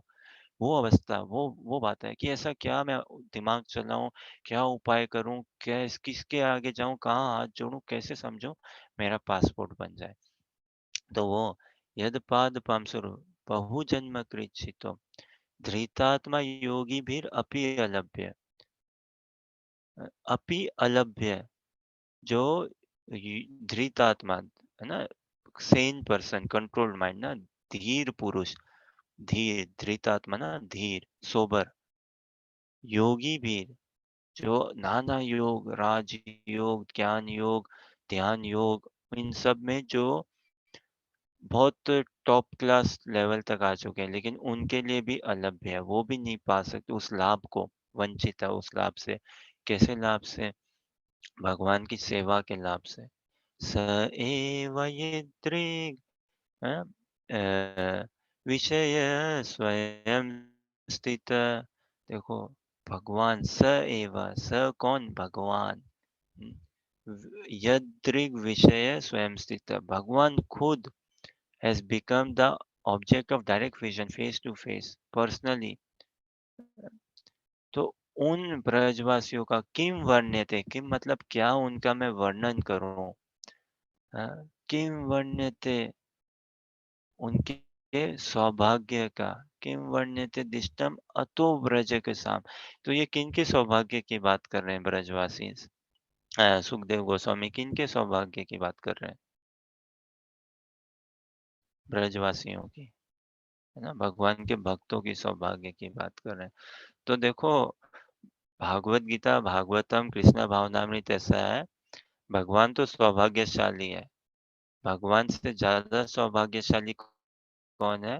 भगवान के भक्त, ब्रजवासी। वो भगवान से ज़्यादा सौभाग्यशाली है। हर्षा आप पढ़ो केवल अनुवाद।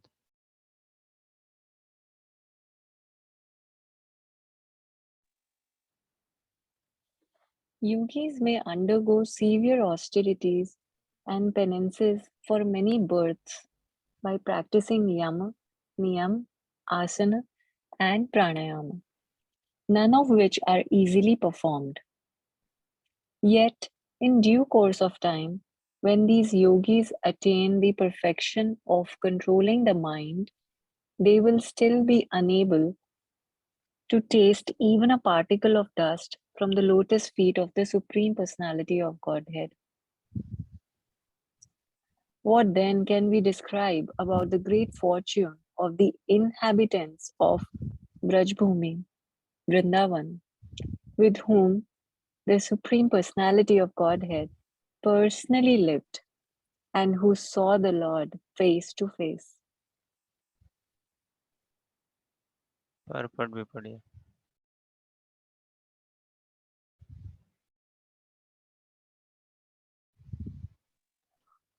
We can simply imagine the great fortune of the inhabitants of Vrindavan. It is impossible to describe how, after many, many births of pious activities, they have become so fortunate. तो it is impossible to describe. ब्रजवासियों के सौभाग्य का वर्णन नहीं किया जा सकता। उनके सौभाग्यों का क्या, उनका सौभाग्य है। तो भगवान से ज़्यादा सौभाग्यशाली तो भगवान के भक्त है। और इस बात की इस रस को चखने के लिए, इसको अनुभव, इसको समझने के लिए भगवान श्री कृष्ण स्वयं चैतन्य महाप्रभु के रूप में आए। ओके, स्क्रीन हटा सकते हैं वैसे। इस बात को समझने के लिए, इस रस को चखने के लिए कि भगवान से ज़्यादा सौभाग्यशाली भगवान के प्रेमी भक्त है ना? भक्त मतलब प्रेमी भक्त। भक्त तो यहाँ पे भक्त कहने का मतलब शुद्ध भक्त, ब्रजवासी, है ना?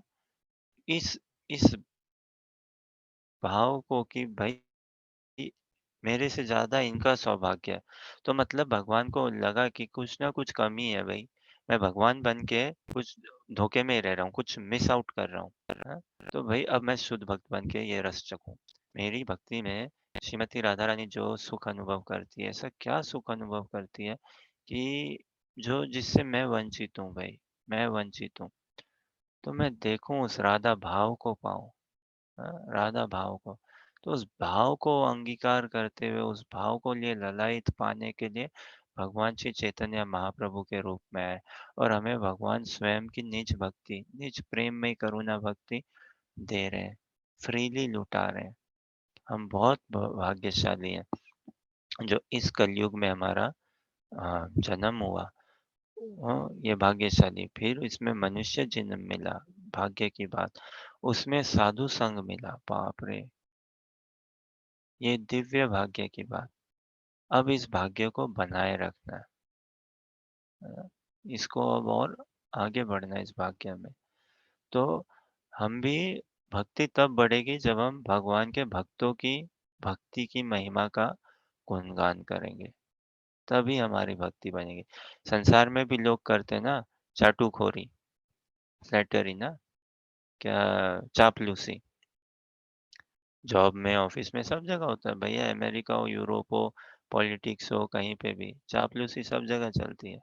मक्खनबाजी सब जगह, ऑफिसों में भी ना, सीनियर की, उसकी उसकी कहने को है बस कि वो सब एक बराबर है, कोई नहीं। ये सब सभी जगह भैया, यूरोप हो, अमेरिका हो, सब जगह चाटुखोरी चापलूसी चलती है। तो अब सब जगह भाव क्या है चाटुखोरी चापलूसी का कि भाई अगर मैं करूं मेरा फायदा हो जाए, है ना? इसकी चापलूसी करूंगा मेरा फायदा हो जाएगा, मेरे को जॉब प्रमोशन मिल जाएगी। फायदा फायदा, हम क्या है ना मेरा, हम कहाँ चापलूसी थोड़ा सा नेगेटिव वर्ड है, अच्छा इवॉल्व नहीं है ना चाटुकरी। लेकिन हम क्या, हम भगवान के भक्तों की, शुद्ध भक्तों की यही चापलूसी समझो या महिमा का गुणगान करना चाहते हैं। तो शुद्ध भक्तों की भक्ति का गुणगान हम करेंगे तो भगवान हमें शुद्ध भक्त बना देंगे। यही तरीका, यही प्रोसेस है। हाँ, तो भगवान अटैच्ड है ब्रजवासियों के, हम अटैच होना चाहते हैं भगवान के। अगर भगवान अटैच है ब्रजवासियों के तो सीधा तरीका है ब्रजवासियों के। ब्रजवास मतलब जिसने अपने आप को ब्रज कॉन्शियसनेस में, वृंदावन कॉन्शियसनेस में फिक्स्ड अप कर रखा है। प्योर उनके चरणों का हम आश्रय लें तो शुद्ध भक्ति हमारे हृदय में स्फुरित होगी ही होगी, है ना। और यही समझना, मत परतर मान्यात, कृष्ण भगवान है, दिव्य पुरुष है, उनकी सेवा में हम जुड़े, उनसे प्रेम करें। ठीक है, कोई प्रश्न, जिज्ञासा या कुछ कहना चाहें?